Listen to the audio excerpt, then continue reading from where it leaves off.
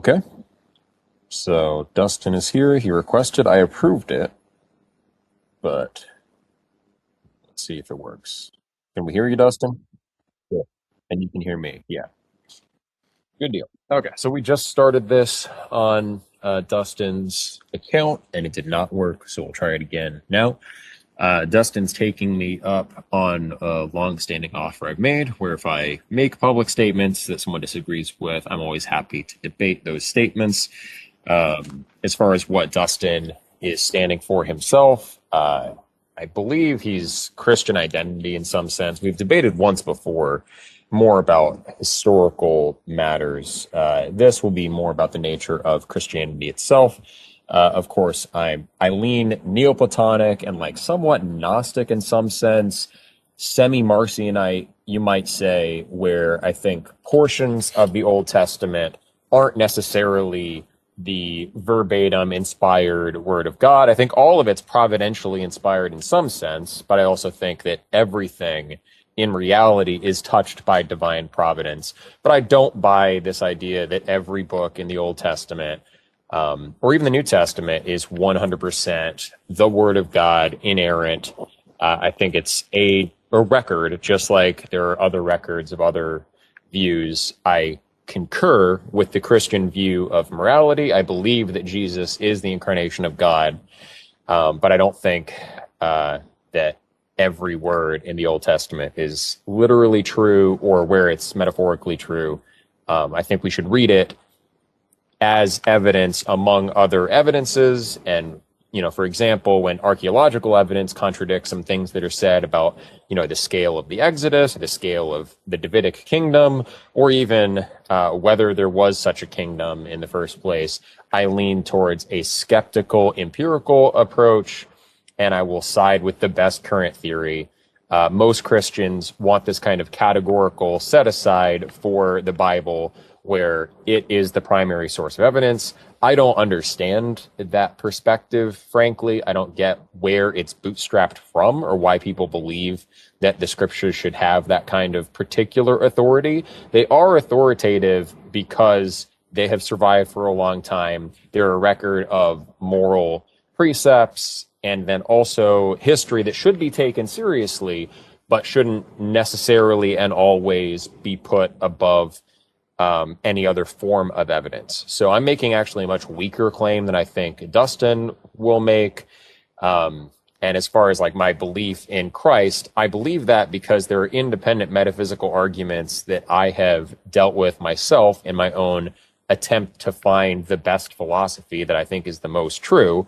That leads me to think that God would in fact incarnate himself and that we could in fact make a covenant with God in human form and submit to him and ultimately end up in his divine kingdom. I take the apocalyptic prophecies seriously, but I also don't think we should expect it to be literally and verbatim what comes to pass. I think it's pointing towards something real, just like the history in the Bible is pointing towards something real. The morality is pointing towards something real.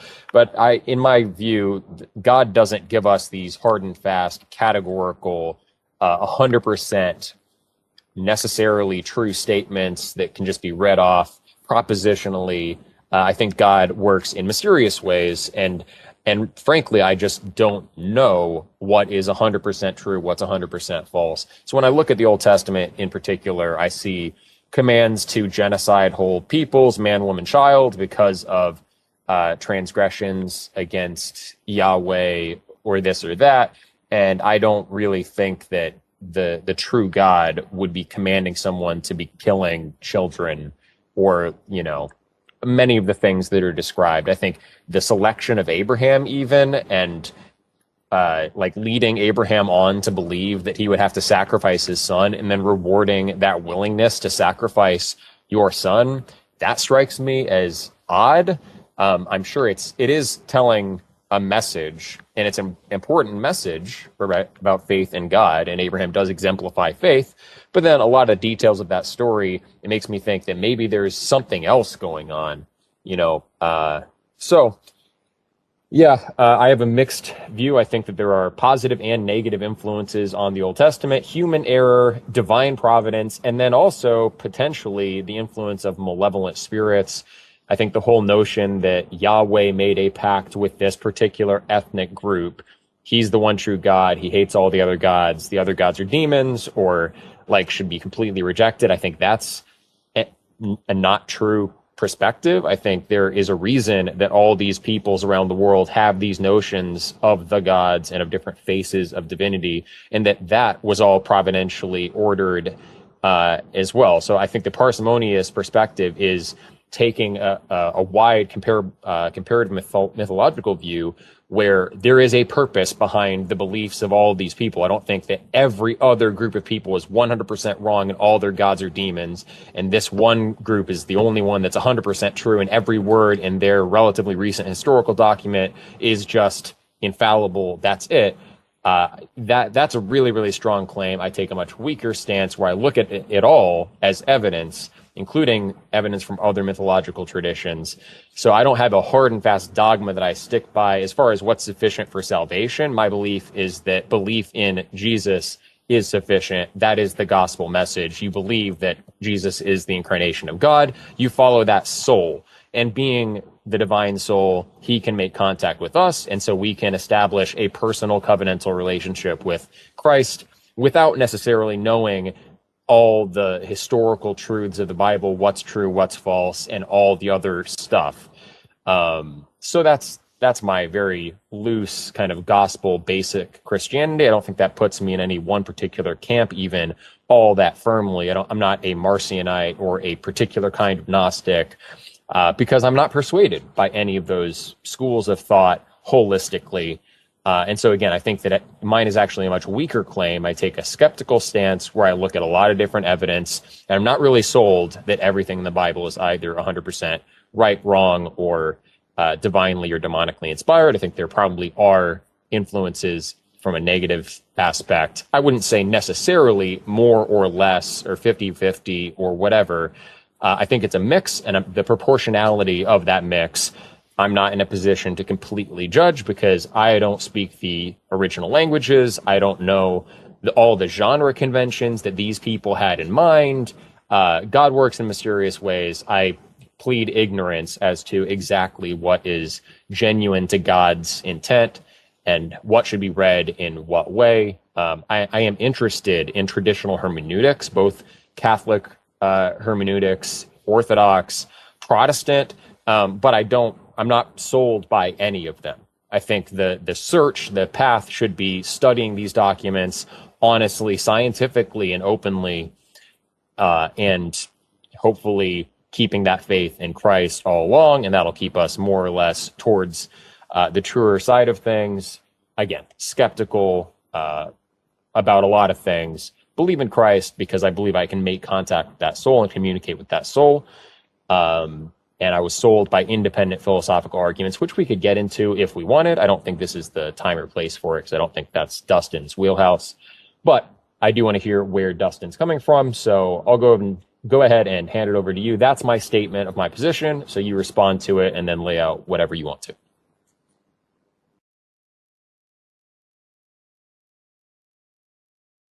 Oh, he dropped as a speaker. I'm going to approve him. Okay. Can we hear you now? Minutes. Thank you. Okay, so contrary to popular opinion, the Bible doesn't just say, trust us, bro. It actually calls us to have an apologia, which is a reasoned response for the faith that is within us, and to be ready to give that reasoned response to people on a notice, on a whim, just whenever they ask. So with that said, I was a lifelong, devout, anti-God atheist until I began to test the scientific evidence, attempting to debunk Scripture. When Christian pastors would come by my house and knock, I'd let them in and I'd ask them, why would you support a God that kills babies? And you're very familiar with the lies and the contradictions and the anti-reason attitudes of Catholicism, Orthodoxy, and Protestantism. I will be arguing not from these, but from the original OG and only true Church of Christ, the Nazarene, the law keepers, who, out of all Christianity, all the branches, all 20 plus thousand versions, including Catholicism and Orthodoxy and Protestantism, are the only ones to keep the law that honors Christ's sacrifice to bring the law back to fullness. He never died to nail to the cross, don't murder, etc. That's a lie. We are no fan of these other branches, and Catholicism alone has killed 50 plus million Christians for daring to copy, translate, or teach the Bible without a rabbi or a priest as their middleman. Christians, in their hatred and ignorance, Satan's Roman Church, the scarlet whore of Babylon, which was prophesied to lead many astray. Now, I believe that this debate will answer the questions that you have brought up and hopefully lead you back down the path of logic and reason to true faith in the only God with any power, a truly historically accurate book collection, or who actually cares about us enough to join in our suffering in order to redeem us, an idolatrous and whoring people who have taken up false Jewish pagan gods who hate us as our lovers. In Colossians 2:8 it says, "Beware lest any man spoil you through philosophy and vain deceit, after the traditions of men, after the rudiments of the world, and not after Christ." So just making sure you guys can still hear me, because I'm going to have to check sometimes. I think they can. All right. So you had said, and I'm going to go off your old quotes, not the stuff that you had just said for the most part, because I've already kind of laid out my thoughts here. You said, quote, "I think basically most of the Old Testament is satanically inspired.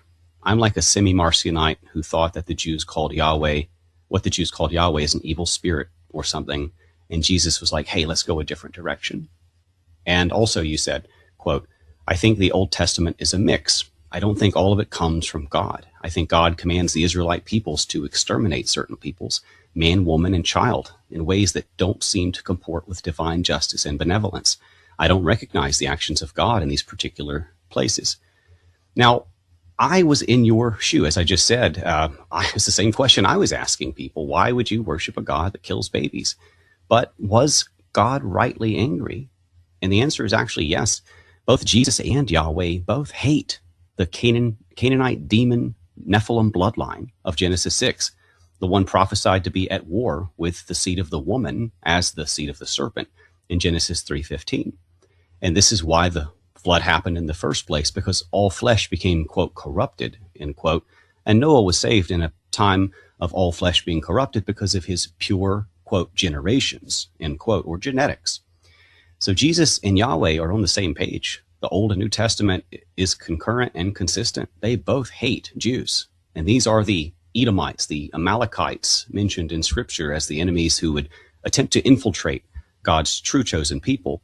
And even Jesus warned were tares amidst the wheat, serpents of their father the devil, vipers, where he goes they cannot follow. And in John 8:33-44, he said they were not of Israel, but they were of Abraham, meaning they are Edom, as process of elimination, deductive reasoning.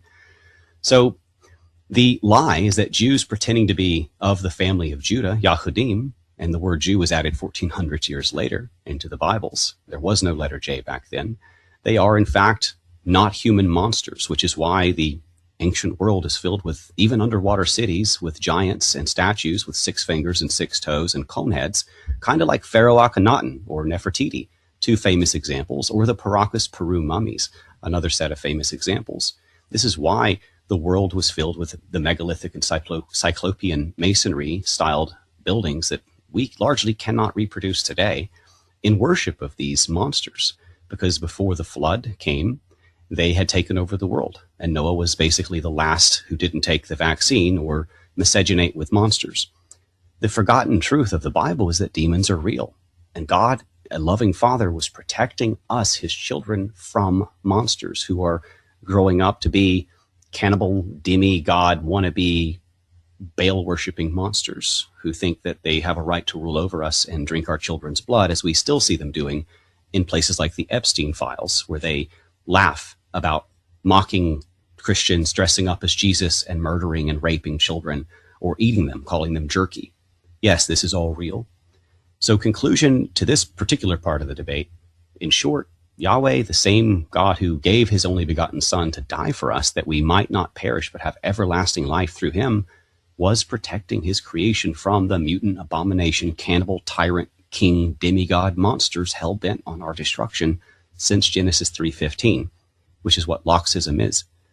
Now, the Gnostics are particularly adept, not calling you one, but they're particularly adept at pushing this particular form of the lie, which is insinuating the God of the Old Testament, who wrote the prophecies, created his Son, is somehow different from the God of the New Testament and the Son who fulfilled those prophecies. They would divide the Father and the Son and set them at odds, as though it was not on the same team. And some of the unfinished prophecies, by the way, still have to be fulfilled from the Old Testament concerning Christ and the end of time. For example, Obadiah 18 says that all Jews will die in a revolution, or certain unfulfilled prophecies from the end times haven't yet occurred.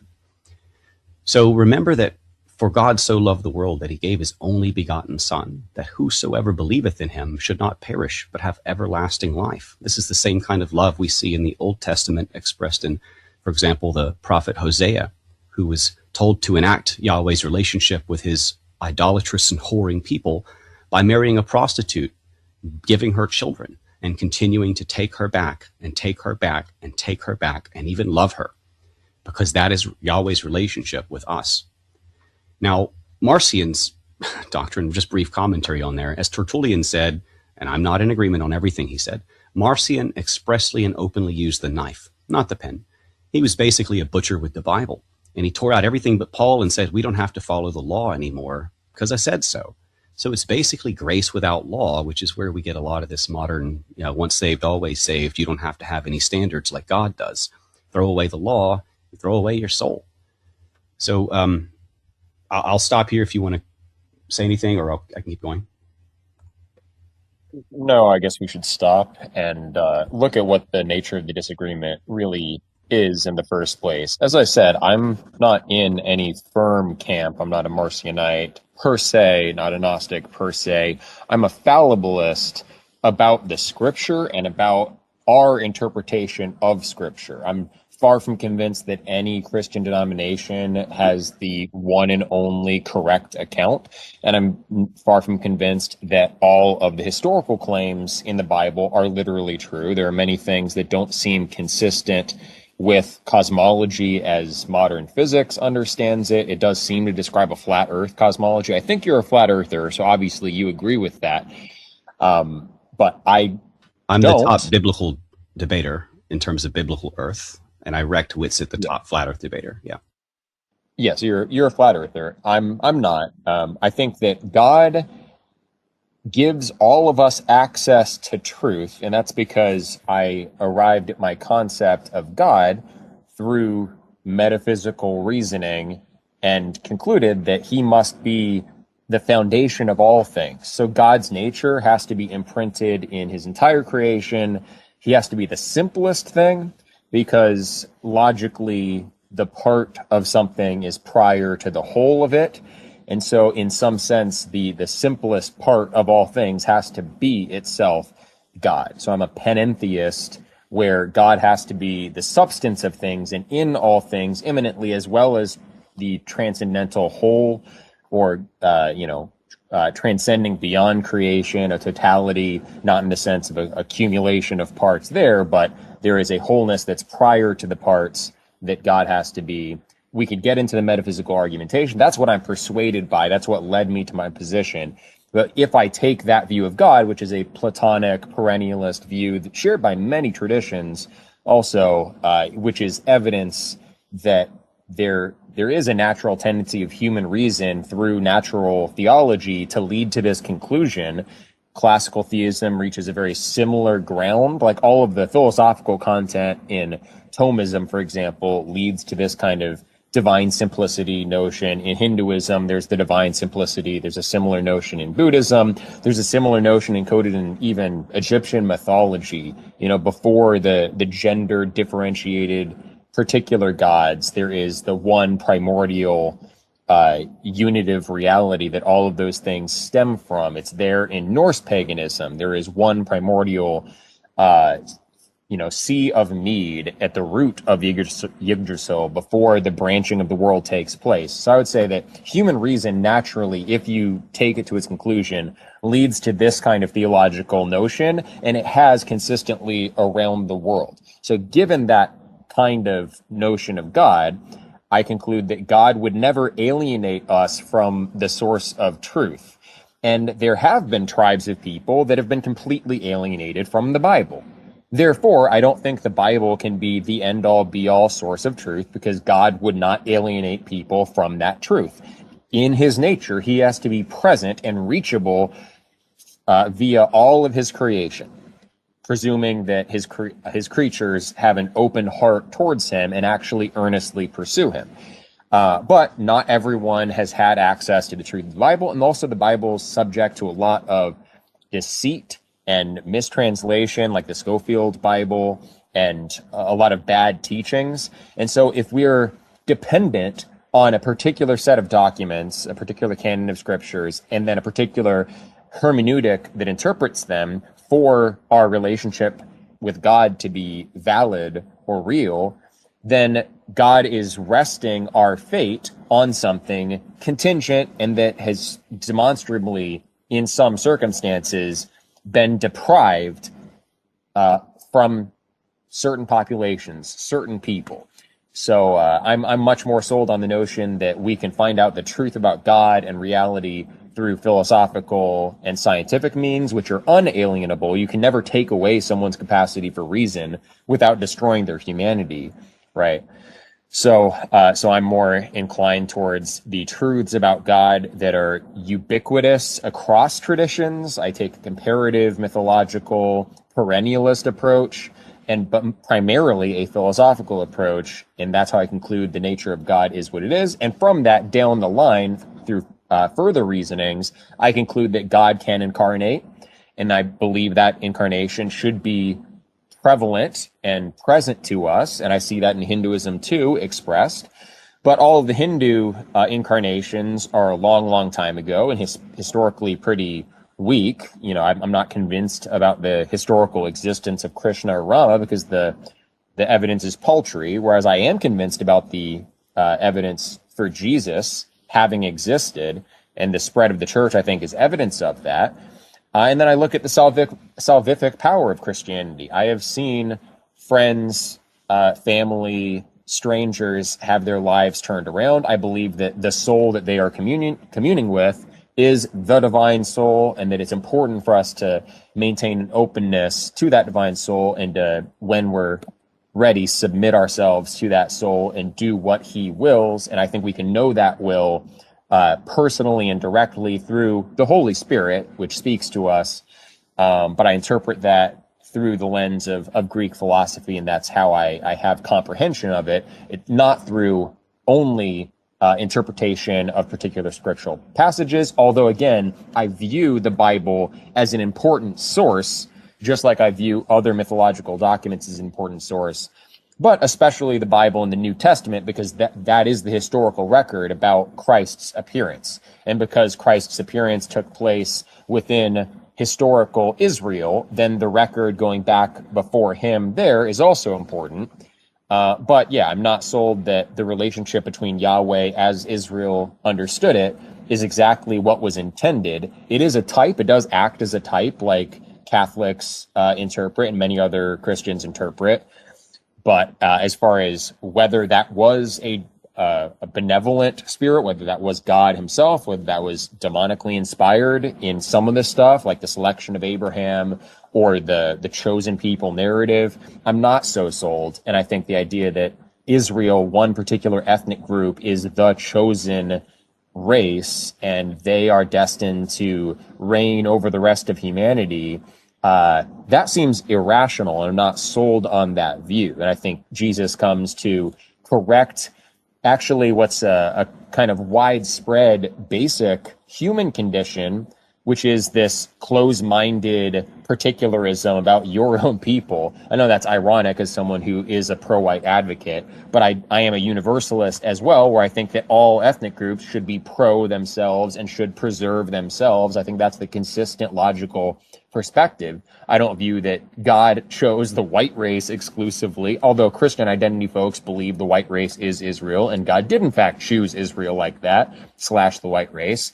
I'm not sold by that. I think, again, God created all creatures and leaves a path for all creatures to return to him and to comprehend him and know him by their own resources in a way that is totally unalienable. And I think even the activities of animals can gradually move towards God. And there are lessons that animals learn, not rationalistically, because they don't possess reason at a primitive level. Instead, they do have moral lessons that they can learn. And when they learn to have compassion for their relatives and care for their offspring, they're able to develop larger brains and get closer to reason. So love is a lesson that mammals at least learn to develop and evolve spiritually and physically towards a condition where then they can rationally comprehend God, Godhead, and form a concrete and explicit knowing relationship with God's representative in the world. And I think there will be one chief representative, and that is essentially the idea of the avatar or the divine incarnation. I believe in that. And so I take the Bible very seriously. But again, I'm not sold on the historical status or the authority of any of the particular propositions. I'm a fallibilist.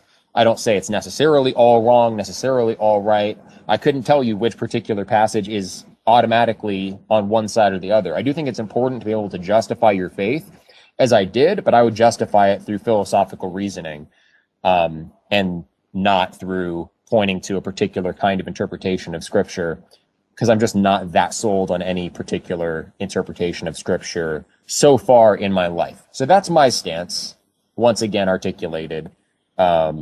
We can get into the forensics of your claim, I guess, if you want, that there is one true Christian denomination. I think you called it, maybe not Nazarene. Nazarene, yeah. Nazarene, yeah. So if you can explain that claim and point to the historical evidence, I would point to the kind of doubt I have about the fidelity of any of the traditions that rapidly diversified in the first century alone. Like the Gnostics were there in the book of Acts. They cropped up immediately, which means there was doctrinal, dogmatic diversity basically immediately. And I think that's that itself is divinely intended and providentially intended. And I think God is kind of indicating in that like, okay, all of you think you know, maybe none of you should be so sure that you know and that you have it, because look, you all disagree immediately. So I'm just not sold that anyone really has it. And I think that the kind of faith we should have is in Jesus personally, not in one particular interpretation or school of thought.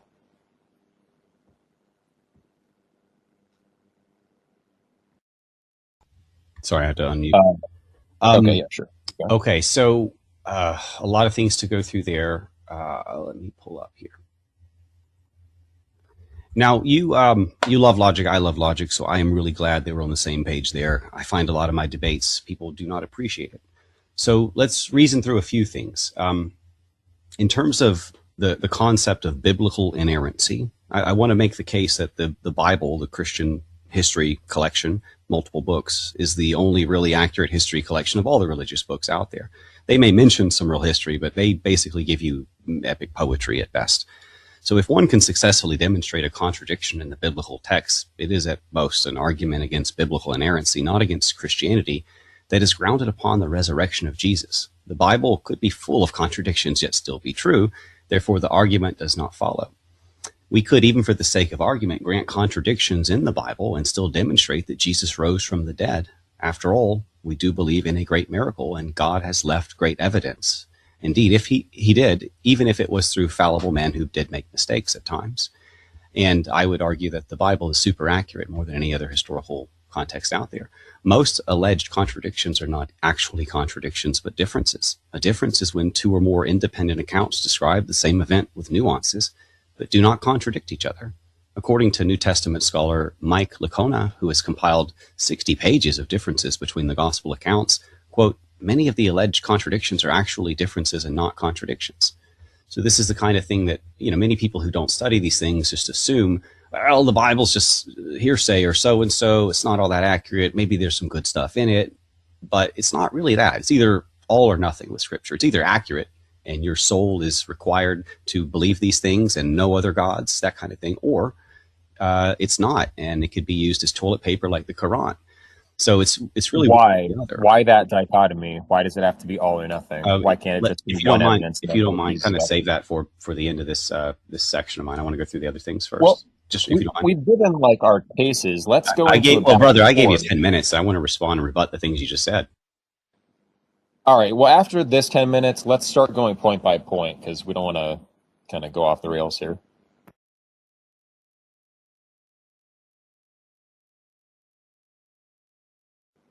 Now I seem to have lost Dustin. He's going to have to rejoin, I suppose. Okay. It is odd. He predicted that this would happen, and I guess it always happens. It could be his device. Could be his version of X is buggy, and he should like uninstall it and reinstall it. Okay. Inviting to speak. Oh, you declined, Dustin. Have Like you reinstalled X? Yeah, it's not. Have you tried? I'm on my computer and I can do video streaming on numerous locations at the same time with no problem. It's not a connection issue. It's a Twitter hating me issue. Anyway, where were we? Seems like it, yeah. All right, you go ahead with your 10 minutes. After that, let's get into a point-by-point analysis so we don't kind of talk past each other. Let's not rush it because this is a really important, kind of a big topic. But so witnesses, in terms of witnesses, which is every historical account out there, you don't use the scientific method in history. You use the historic investigative method because you can't test history the same way that you can test science with a reproducible, fallible experiment. It's not how history works. So we have testimony, and we have early testimony. We have eyewitness testimony. We have people who died for their testimony. But in terms of the accuracy, the divine origin of the Bible is obvious because the Bible writers were correct in everything they wrote about the past, the present, and even the future. And an example, in the book of Acts, Luke mentions 32 countries, 54 cities, 9 Mediterranean islands. He also mentions 95 people, 62 of which are not named anywhere else in the New Testament. And his references were checkable and are always correct. This is truly remarkable in view of the fact that political and territorial situations of his day were in a state of almost constant change. The apostles died largely martyred for their belief. They took this what many atheists believe is a lie to the grave, and they were tortured for it. And this eyewitness statement is very powerful even today in court. So this is the most accurate history book in the world. And if you want to look into the prophecies and test the divine nature of that as well, there are many prophecies that have been fulfilled in spectacular fashion, and the book of Daniel is an example of how scholars today, atheists today, scream it can't be. It had to have been written afterwards. But the Dead Sea Scrolls prove it was in fact written before those things came to pass. So there's a number of issues with just doubting the Bible and not actually testing it. So the Bible says to test all things and hold fast that which is true. And there are actual non-human genetics, which I mentioned before. I cited a few famous examples like Akhenaten. We found these giants, these Nephilim all over the world, worshipped, enshrined, bones. If you look at all the old statues that look realistic, oftentimes they had 6 fingers and 6 toes, and they'll cut off or they'll take off the hands or they'll knock off a toe or something. Now, this logically solves the problem that you had with a supposedly murderous genocidal God of the Old Testament. So if you test that, that problem is solved, and hopefully we'll get past that one. But God offered the entire world his word, and in fact prophesied the white race would spread the Bible to the entire world. Even China knew of Christ before missionaries ever even came by studying the stars, and they included this in their history and in their language. The original Chinese, the old, not the new, because Mao is trying to delete this stuff, basically, and the Jews have been trying to delete this stuff, and they don't want you to know that the traditional Chinese encodes Christianity in their very words. Now, the different religions have, to address some of your points, the different religions have very different gods. Most of them were baby-eating cannibal blood gods like Baal, Moloch, Chemosh, Marduk, Apollo, etc. And these are all basically the same characters. And those all five are all the same man, in fact. They are Nimrod of the Tower of Babel with his various babbled names. They're all telling the same story, using the same symbols, using the same architecture, and worshiping in the same way, using different names. So God did not tell us Jews were his chosen people. Yahweh told us that white Europeans were his chosen family, not all whites, and that they would spread the Bible to the entire world, and then the end would come, and that they would unite the world against the Jew. In the Bible, they're called Amalek, which means the bloodlickers. And since you brought up biblical earth, and you call yourself a fallibilist, Did God really say you're in a young, hollow, stationary, geocentric, circle-inscribed, flat world set on pillars within a dome firmament in which the sun, moon, and stars were placed on a floor? Yes, and we can prove all of that with the science. Incidentally, what evidence do you have for a globe Earth, curving water, motion, space, deep time, or evolution, or any of the cosmology presented by NASA and the mainstream climate change cosmology science? I don't mean to turn it into a cosmology debate, but to point out that by your own standards, you have no actual reasons for believing this that would meet your own intellectual standards. You have not tested the cosmology. I have, and that's why I'm a Christian today, and that's why we're debating about the literal accuracy of the Bible right now. And can you find any fallibility with the biblical flat earth? Your turn. Okay.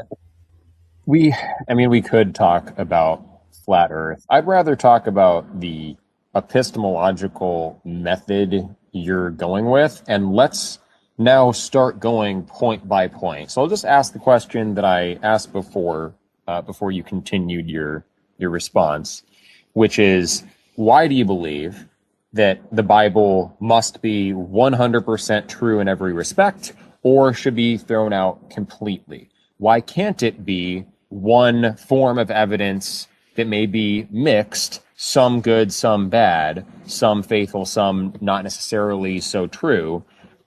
Why does it have to be all or nothing?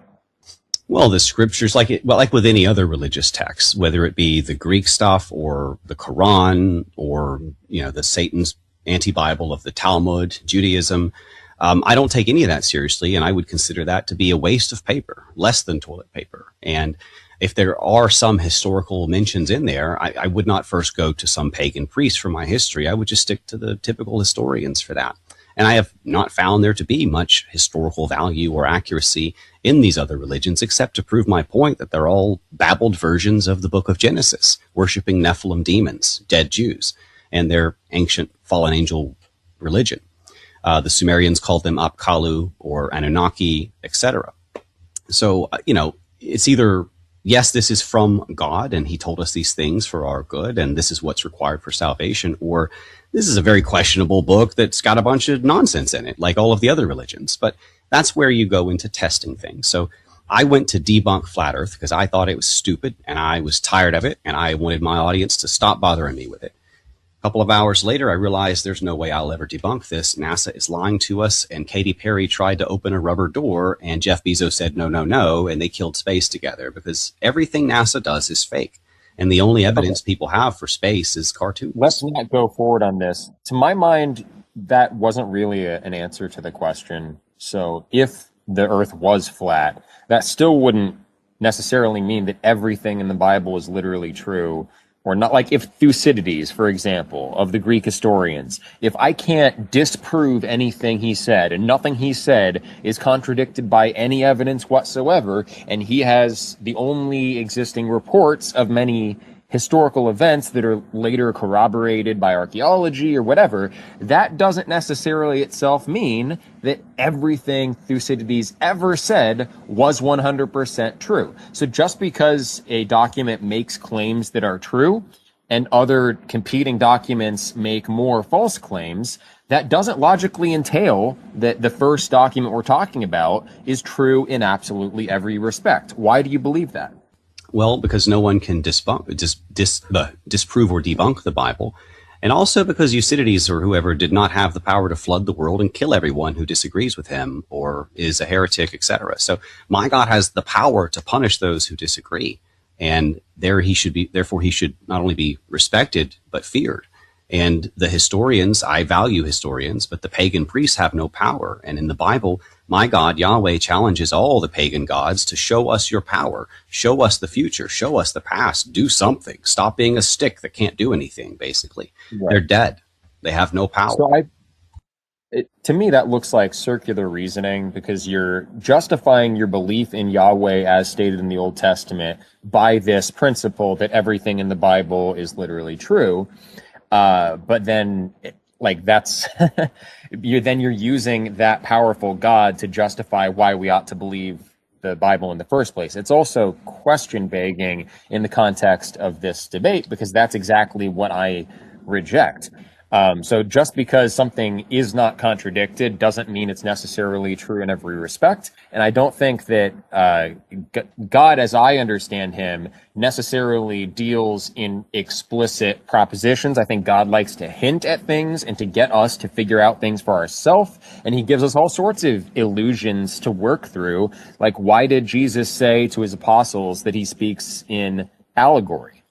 So that the many will not understand. So that's Jesus, that's God telling us his modus operandi in how he communicates truth to the masses. And he intentionally deals in an occult way with the masses. So why wouldn't we expect the Bible to be written in a similar fashion? And like the allegories that Jesus talks about with, say, the vineyard owner, or the talents parable, like those weren't supposed to be historical events, and yet the Old Testament contains all of these historical narratives. Why should I believe that every narrative is necessarily true? And once again, simply saying that it has not been contradicted does not entail logically that all of it is 100% true, or like that everything it ought to be treated with this absolute authority. I also think, and we can get into this next, I also think that particular claims can be contradicted, such as the flat earth, and maybe we'll have to just debate that. But before we move on, do you get the epistemological point here? Well, the circularity? There's many points. So again, let's stick to one at a time so we can be fast. But okay, so you seem to be of the impression that I believed, therefore, then I began to think the Bible is accurate.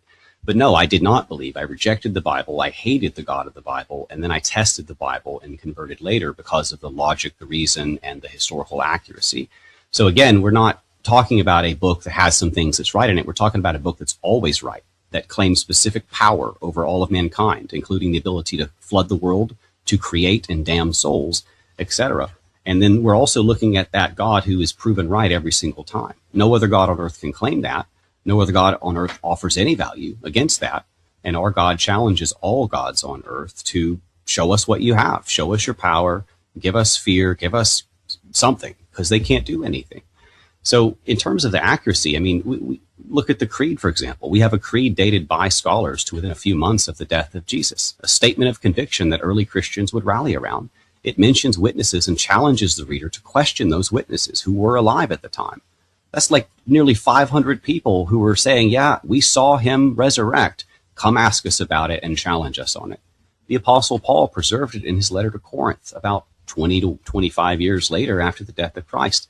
And he references this creed and indicates that he had already given this creed to the church in Corinth. Within 1 to 6 years of the death of Jesus, this creed was being handed out by the apostles. They were testing the story. They were offering people the evidence. They were not just saying, believe us. We heard something, cool story. They were showing and they were suffering for a truth by which and from which, if they don't have it, our people are being destroyed for lack of this knowledge. An example would be today's Jewish persecution, the Jew world order. Everybody in the West is falling for Zio-Christianity, thinking that they're God's chosen people, when actually they're Satan's literal children. And they hate us. They hate God. They won't speak Yahweh's name. They took it out of the Bible 7,000 times almost. And they're the ones who killed his son. Okay, yeah, I feel like you kind of digressed. You said why you were convinced, but I think the point is still standing. Well, even there's no circular logical reasoning here. Yeah, there's no. I was dispelling your notion. Well, but I'm telling you, there's a non sequitur though. Wow. That's my complaint. It's that if everything in the Bible is not contradicted so far, that doesn't mean that all of it is necessarily true. That's the leap in reasoning. And then knowing that it's necessarily true, in your opinion, we can extrapolate these things and say what the true Christianity is and whatever else. And I just feel like there's a leap. Like if I wrote a document and it contained 100 things that were absolutely true, but then an additional claim that, I have whatever power and authority, that doesn't necessarily mean that my claim to power and authority is also true. Like there are things that are harder to qualify or harder to judge or that haven't been evidenced And just because the rest of the document is not contradicted, and once again, let's get into debating whether the Bible is contradicted on particular points. One of the reasons I have this fallible stance is that I think it is. Even in the New Testament, I think there are contradictions, but it's not just internal contradictions. It's also contradictions by evidence. But anyway, even if it were, granting for the sake of argument, even if it were all uncontradicted, that doesn't mean that the things that have yet to be evidenced are all necessarily to be taken for granted and true. I wouldn't treat any scientific claim that way. Like if a physics paper came out and explained in great detail a bunch of properties of, like, superfluids, and everything about what they said there were true and evidenced, and then they also made a bunch of claims that I couldn't verify, I wouldn't just automatically assume that all the unverified claims were true. So anyway, I think that you've not really addressed that non sequitur contention that I have, that just because something is not contradicted, just because evidence supports a lot of what something says, doesn't mean that all of the as yet unconfirmed claims are also true. I think that does not follow. So if you want to respond to that, you can, or we'll just have to move into contesting whether the Bible is itself contradicted or not. Okay, so if you're alleging some particular inaccuracy in Scripture, I would ask you to be specific. So my Bible knew the future. We lost him again. All right. So we'll just wait. He'll rejoin. Yes. Good deal. See in Scripture, I would just ask you to be specific. And my Bible knew the future every time, spoke the whole story from the beginning. And it is the oldest religion on earth, pre-Sumerian Thracian. That's why I follow it. In terms of doctrine, that is found only within Scripture. History has no real say on that, and historians are not, preachers or anything. In terms of faith, if there's some particular thing in there that is not yet proven, it will be, and I'll have faith in that because I have seen it proven again and again and again so many times now, and I've seen men die for it so many times now that I have come to believe that it will hold up to the test.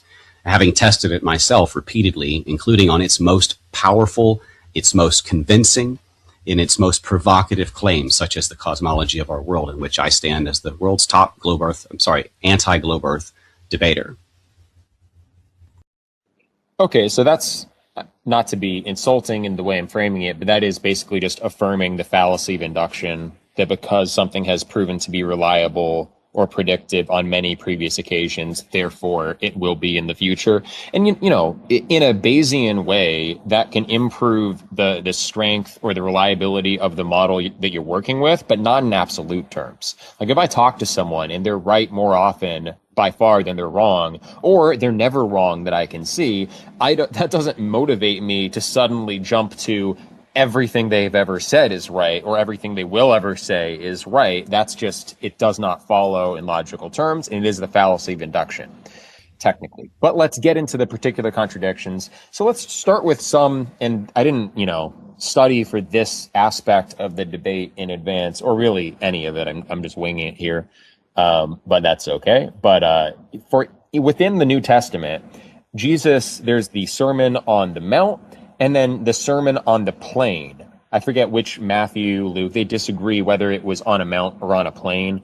That seems at face value like a relatively unimportant contextualizing detail that there is a discrepancy. The narrative aligns broadly in both contexts, where he, like the crowd was following him, the kind of setup for the sermon is basically the same, and then the content of the sermon is substantially the same. And like ancient historians understood that when someone gave an account of an event, things weren't to be taken as 100% literally precisely what happened. The ancients got that when someone related a speech, they probably didn't have a perfect memory of every word that was spoken. Instead, when someone reported a speech that was given on the battlefield or wherever, everyone understood that was a paraphrase. That was a historical convention in writings of history. Most things would be paraphrased. Most things would be loose reports. And so the evidence of, the account of the sermon between the different gospels seems to be treating it in the same way. Not this like every word is necessarily true, because one or the other of the two words, I think, either the plain or the mount, one of the two has to not be 100% accurate because they seem to contradict. Now, you can come up with an interpretation where somehow they don't, but I think the parsimonious reading is that these are two accounts of the same event, and the different authors relating this historical event didn't have perfect memories, because of course they didn't, because they're humans. And I don't think that undermines the contents of the sermon at all. I think the contents of the sermon are much more important than the particular details. And actually, I think that's a justified kind of interpretation of how God relates truth, because once again, Jesus says he tells things in parables so that the many will not understand, and Jesus didn't care about the historical validity of the characters he mentions in his parables. They're understood to be essentially fictional. Not that the Sermon on the Mount was fictional, I think it was a historical happening, but the two different authors giving an account of it disagree in very slight, kind of insignificant ways, but still, an error is an error. And one of the two accounts has to be in slight error. Not that I think it matters for the inspiration of the scripture or undermines that. It's just that in a literal historical reading, one or the other has to be somewhat false.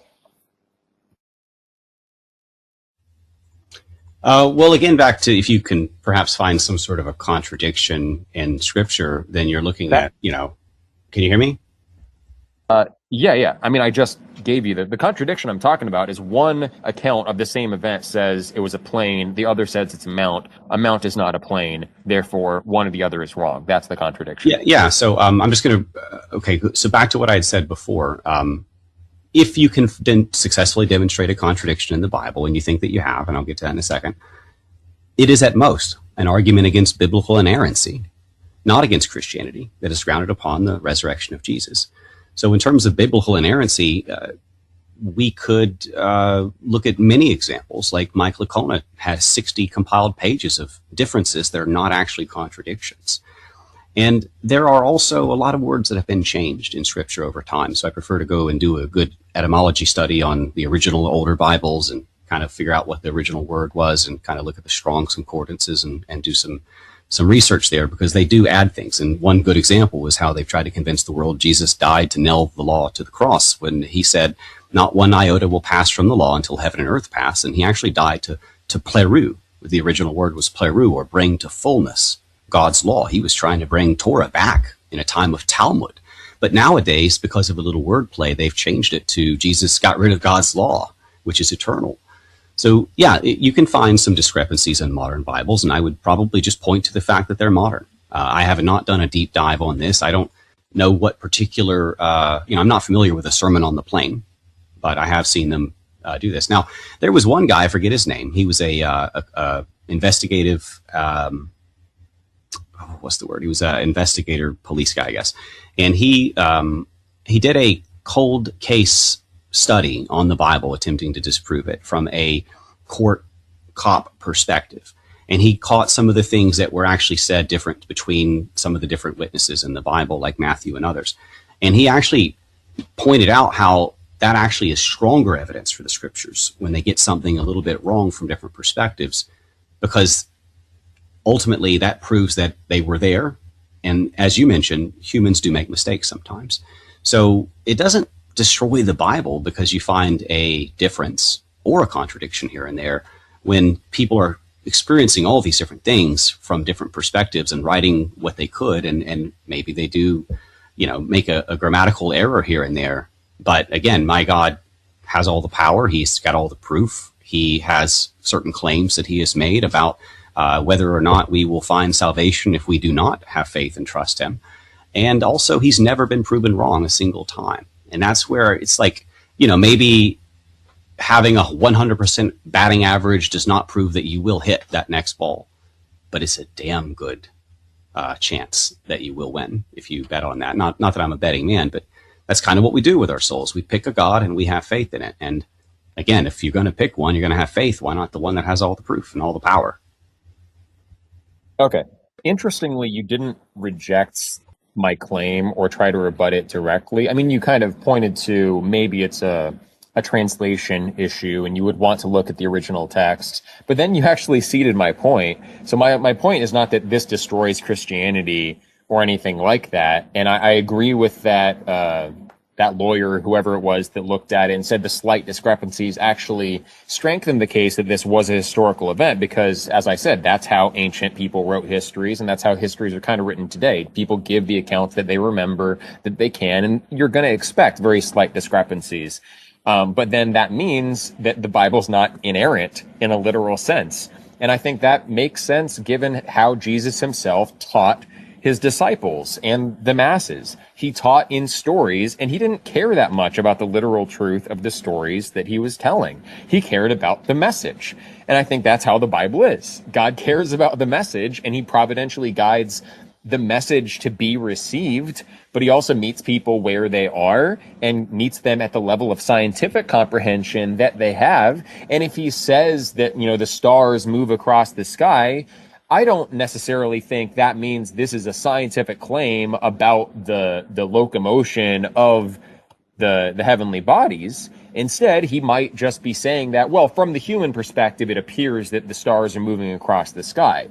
I think, why not? So anyway, you sort of ceded my point, and if you cede that, you acknowledge the Bible is not inerrant, and therefore we should read it with a close eye. There's one Gnostic fragment where Jesus says we have to be as good money changers, sifting out what is genuine from what is counterfeit.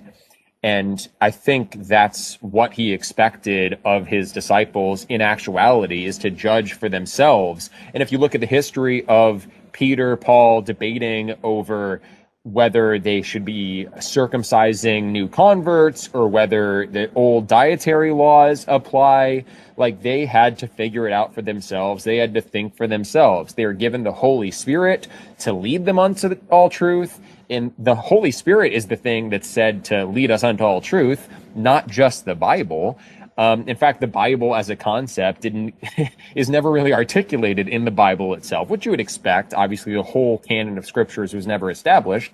But furthermore, I don't see the justification for one set of exactly 66 books, and this is the canon, that the decision to say which books are in, which are out, which particular propositions are 100% literally true and which aren't, that's all fallibilistic human judgment applied on top of the evidence that we have at hand. The evidence we actually have is this body of scriptures, the lessons that we can read from it, the historical evidence that we can corroborate against it, and we have to take it all kind of with a grain of salt. That's my perspective. But you go much further and say that the Bible is inerrant and that it justifies kind of throwing out all of modern cosmology because there are certain passages that talk about the stars moving, etc., indicating the flat Earth cosmology. So unless you want to respond to that, I guess I suggest we go ahead and move into why I believe in the modern physics cosmology and why you believe in what you interpret to be the biblical one. Wonderful. Let me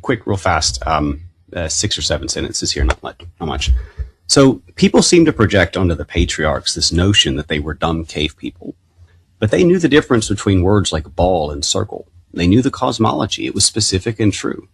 When the sun was asked to stand still in the sky the whole day so that Joshua could keep killing the Jews, well, that's exactly what happened. Now, there is zero evidence of a globe, of curving water, of more than 6,000 years of history, of space outside of NASA, or 3 different competing simultaneous wobbles, any sort of ellipsing. There's no evidence for any of that. When it comes to the Bible, it is a flat earth book. Absolutely. When it comes to the science, the Bible holds up, tests true, and NASA is trying to hide God from us because they're all controlled by the Jews. So the shepherds and cave people had a better truth, closer to source than we do today, and we're really just, as it says, picking up a truth that has fallen in the street, and our fathers had inherited nothing but lies. I debate Bible science with PhD scientists, and I'm happy with my results. Okay, fair enough. So let's see how we can even get into the topic. I've not debated flat Earth before, but I am an enthusiast for modern physics. I don't have all of the particular measurements on hand that we might want to bring up, but we can talk conceptually, and I think Yeah. that's probably the way to go about it.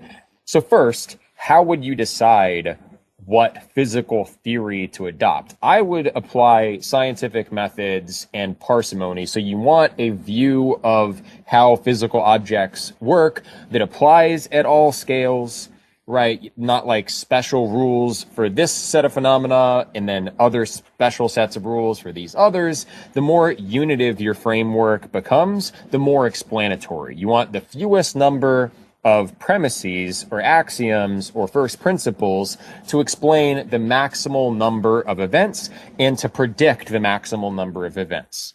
So that's my epistemological starting point. I want it to be internally coherent. I want a physical theory to apply to as much as possible and for it to use as few starting assumptions as possible and for it to have predictive power and explanatory power, and especially that it's engineerable. That's part of the predictive aspect. So those are my criteria. That's what I'm looking for in a good physical theory. What are you looking for in a good physical theory? I agree with you on every point I think that you just said. So ditto. Scientific method, investigative method as well, but basically just falsifiable scientific method. I did not come to believe in a flat earth simply by faith. As I said, I tested it. And now I debate the science with PhD scientists. So if you're ready, I'll go ahead and start. Well, let's just take this because I expect you to be ready to go into some long spiel. I agree. I agree with you on scientific method, though. That's kind of my yes. Let's go point by point past this. So, do you believe in gravity? No, I do not believe in gravity. I believe in density and buoyancy as a superior alternative explanation. And gravity essentially tells you not that things fall, like I dropped the mic, haha, I get that joke, it's funny. But no, actually, gravity tells you that we cling to a spinning ball and water clings to a spinning ball, and that people in China are upside down from the people in New York. And all of that is nonsense, actually.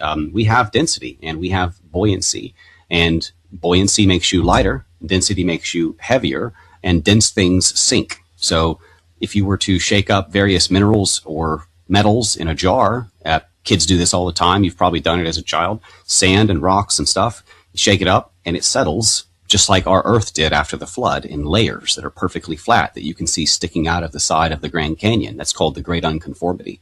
Densest first, gold and lead and all that goes down, and sand on top. So that is how the alternative explanation for gravity is in our world. Of course, Newton was also an occultist scientist who did not invent gravity, but pulled the idea from the pagan pre-flood texts of the Emerald Tablets of Hermes, by the way. He was an obsessed occultist and died drinking mercury. Okay. All right. So no gravity. The conventional account of why we should believe in Newton's theory of gravity to start, and then obviously Einstein refines it and gives slightly different predictions. But the reason is that Newton's theory applied to the motions of the planets gave a more accurate prediction. I think it was the motion of Mercury than the previous I guess it was like more or less Kepler's model still. No, I'm sorry. I'm mixing up my scientific history. Forget the particulars. Again, I didn't prep for this particular kind of debate. But It's not an easy debate. The gravity theory of Newton predicts the motions of the heavenly bodies better than previous theories, and therefore that increased predictive power. And in addition to the simplicity of the starting assumptions, where it applies on Earth, it applies for the motions of the planets. That seems like you agree with me for the basic presuppositions about what's a good physical theory and what's not.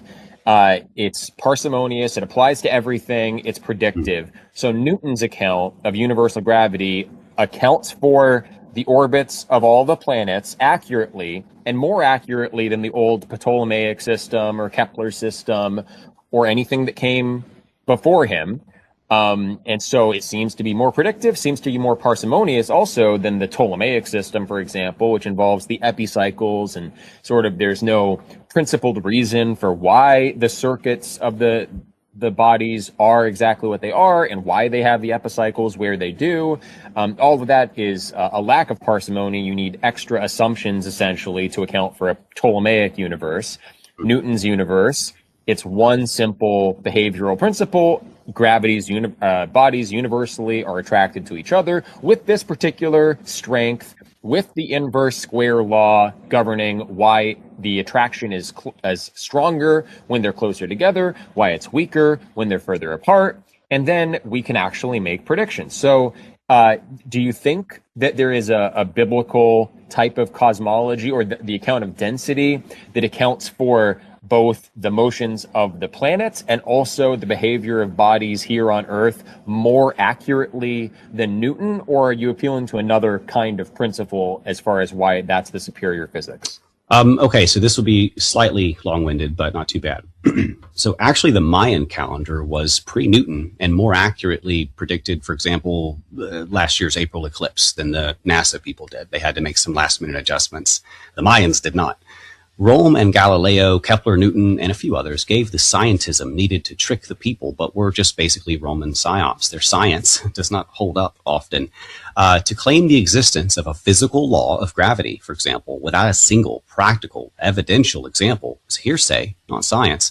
This magical concept sometimes causes things to come together, sometimes to orbit one another. But what happens if we jump off a cliff? We fall through the less dense air and float in the more dense water that we jump into. So even Newton debunks gravity, in fact. To be specific, he said, quote, "'Tis inconceivable that inanimate brute matter should, without mediation of something else, which is not material, operate upon and affect other matter without mutual contact, as it must be if gravitation, in the sense of Epicurus, be essential and inherent in it." And this is the best part right here.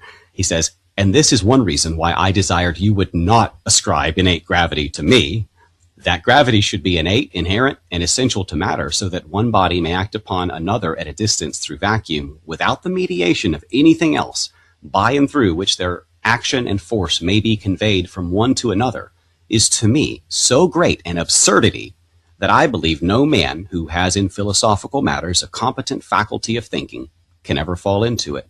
Gravity must be caused by an agent acting constantly according to certain laws, but whether this agent be material or immaterial, I have left to the consideration of my readers." So even Newton did not support this idea of gravity. He did not want it ascribed to his name. It was too embarrassing, even in his time, which was far later than, a lot of mankind, at the most part, had already been sort of prepped by Galileo and these other scientists for this false belief system. So he had a pretty easy time of it. Gravity is an unproven theory, termed assumption, treated as fact. The entirety of astrophysics begins with the assumption that gravity exists, and then it continues forward. It is a complete violation of sound scientific reasoning to bypass necessary verification of some aspect of science and regard it as fact. Example of similar flawed logic would be sometimes socks go missing. We don't always have a good reason for it, so maybe it's sock gnomes. We know A, socks go missing, and B, we don't have a reason, so C, it must be gnomes. If you fill a balloon with helium, a substance lighter than the nitrogen, oxygen, and other elements which compose the air around it, the balloon will immediately fly upwards. If you blow a dandelion seed out of your hand, a substance just barely heavier than the air, it will float away and slowly but eventually fall to the ground. If you drop an anvil from your hands, something much heavier than the air, it will quickly and directly fall straight to the ground. Now, this has absolutely nothing to do with gravity. The fact that light things rise up and heavy things fall down is simply a natural property of weight. That is very different from gravity. Gravity is a hypothetical magnetic-like force possessed by large masses which Isaac Newton needed to help explain the heliocentric theory of the universe. There's no such thing. We do not revolve around the sun. That was sun worship that, again, they pulled out of the Emerald Tablets of Hermes. What people believe is scientism was often science given, or fake science to mask a occult belief, and they're pushing it as real science.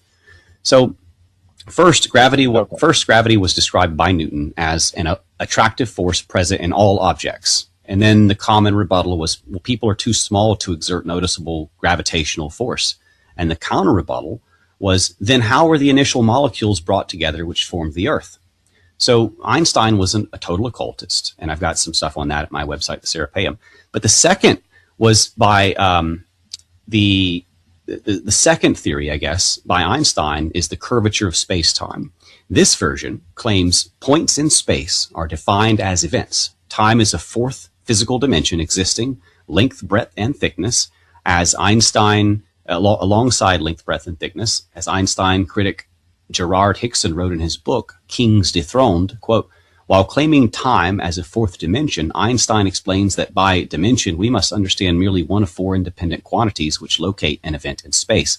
That is to imply that the other three dimensions which are in common use are independent quantities, which is not the case. For length, breadth, and thickness are essentially found in combination. They coexist in each and every physical thing so that they are related. Hence, they are not independent quantities. On the contrary, time is an independent quantity. It is independent of any one or all three proportions of material things. It is not in any way related and therefore cannot be used as a fourth dimension. Thirdly, by quantum theorists today, hypothetic subatomic particles called gravitons. You see the story keeps changing.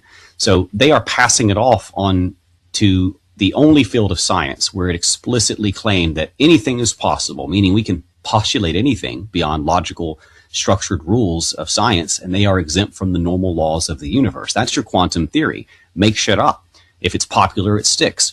Now, Newton made up gravity, and here's how it went down. They later realized that the calculations all lead to a giant singularity where all of the universe gets squished into oblivion. To counter that, they made up dark energy, which is basically anti-gravity. But then the calculations showed everything moving away from each other until dark energy rips the very fabric of outer space. So to balance both, they made up dark matter to hold gravitons and dark energies together. It is one imaginary justification after another after another. And it's just more that we don't know. Scientists admit they don't even know how strong the force of gravity is. In fact, electrostatics are stronger by far. Electrostatics are 10 to the 36th power stronger than gravity, even claims to be, in all molecular and intermolecular attractive forces, electrostatic nature, which I could cite Purdue University. Gravity is no longer considered an intrinsic property of matter. It's now considered an effect of the bending and warping of space and time. We could keep going, but I mean, they got really just a bunch of fake science that doesn't hold up to testing. Okay. So we don't have to actually get that exotic with it. And it looks like I'm going to have to rejoin. Hang on. Really? Okay. Let's wait for Dustin one more time. Yes. Can you hear me? No. You finished. It was all good. Okay. So I don't think we have to get that exotic with it. We don't even have to get into Einstein, which I'd be happy to do. I'd probably want some prep time to talk about relativity. I'm familiar with the theory, and I would defend it. Although I would also amend it slightly. I have my own thoughts that go, somewhat different from where Einstein by himself would lead. But we don't have to get there. We don't have to go so exotic. Let's look at the basic circumstances involved in ballistics. So I can understand the force that I use to launch a cannonball, and then I can use Newton's equations and his gravitational attraction constant, 9.8 meters per second squared, to predict exactly where that ball will land. And so that's the predictive power of the theory coming to light. So what alternative formalism, what alternative account of attraction or falling bodies would you employ in ballistics? Let's just start with that question. I would say that Newton's theory is engineerable and predictive, and if I throw this object here, I can tell you exactly where it's going to land, supposing that I understand what the original force was that launched the ball, and that's by using the 9.8 meters per second squared gravitational constant. And whether that's an attractive force or a warping of space-time, I don't even care. We can remain agnostic, but there is this universal attractive force in and exhibited in mundane phenomenon, terrestrial phenomena, such as ballistics. We can predict where cannonballs will land. So why is that? Why can we use Newton's equations to predict that? And then what is the alternative? Because if you don't have some biblical physics account that is predictive, that can tell me where a cannonball will land, then by the criteria that we agreed upon about what constitutes a better scientific theory, Newton is better.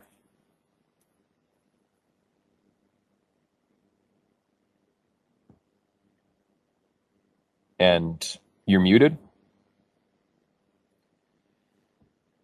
Sorry about that. I didn't realize I was still muted.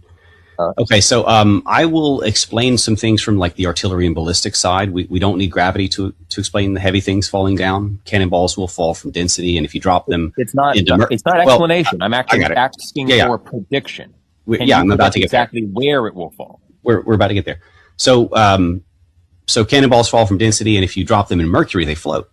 So I'll give you a couple of examples from real life here. Laser painted artillery today, like laser targeting, and I also have the physical side, so we'll get to that.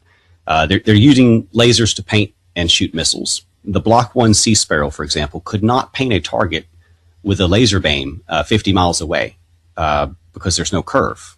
If the Block 1 Sea Sparrow could not paint a target with a laser beam 50 miles away if we were on a globe. But it can because there is no curve. If the Earth is a globe and it's 25,000 English statute miles in circumference, like they say, the surface of all standing water must have a certain degree of convexity. Every part must be an arc of a circle.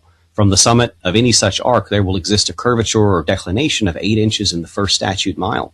It's the second mile that will fall to 32 inches, and then the third mile, 72 inches. And it just keeps getting worse and exponentially shooting off into fake space if you try to go in a straight line on a ball. So you just can't make that work. The general characteristics of an ESM Block 1: primary function, surface to air and surface to surface radar guided missiles. It has a bistatic semi-active seeker in the nose of a missile receiving a reflected signal from a target that's being laser painted, illuminated with an RF signal transmitted.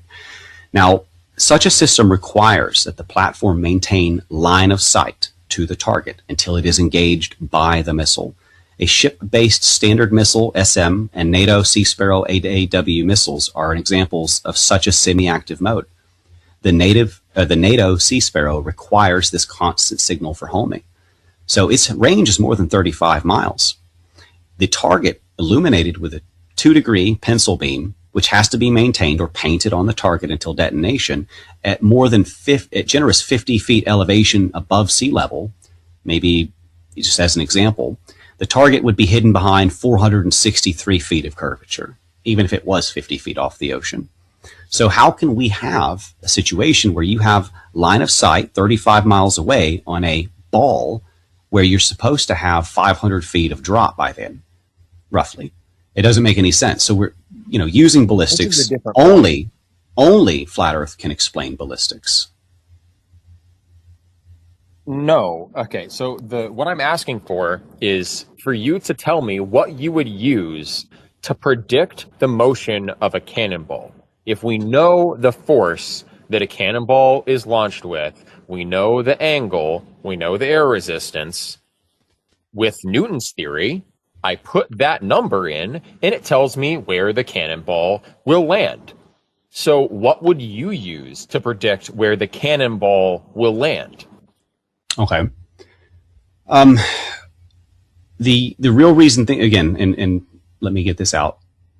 The real reason things go up and down is buoyancy and density again. So buoyancy is not only a better explanation for up and down than gravity, it actually debunks gravity. Buoyancy defies this gravitational theory of mass attracting mass. If I drop an empty balloon, it will fall. If I add mass to it in the form of helium, it will rise again in defiance of gravity, which should be stronger, not weaker. So why should adding mass negate the effect of mass attracting mass? There is no force in physics which propels an object in one direction, and when force is increased, it repels the object in the opposite direction. It's a law of nature. If x forces push an object y feet, then increasing x would only increase y in the same direction, assuming that both x forces are in the same direction. So helium balloons are not pulled to the ground.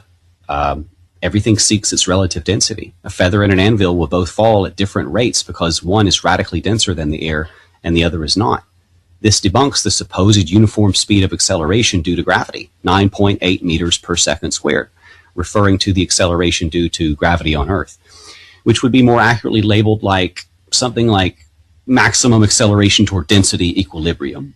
As long as something has enough mass and is aerodynamic enough to negate the air resistance of the fall, objects will fall at the same rate of approximately 9.8 meters per second squared.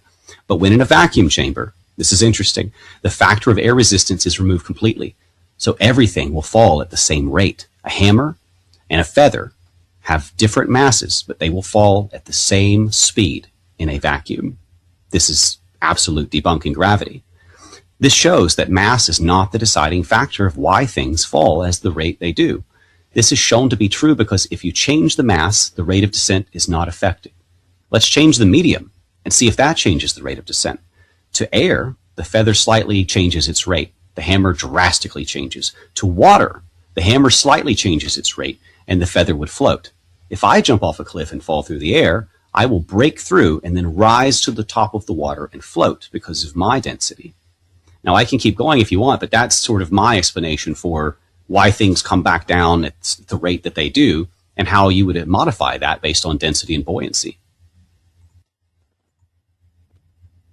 And I can't hear you. I don't think that. Yeah, no, you can hear me now. I don't think that does explain how you could predict where a cannonball would fall. What accounts for the strength of that force? Well, your explosive would account for a large part of that, and I don't have the math off the top of my head to explain like explosive force and then do the math to how it comes back down on this. I told you about how it comes down.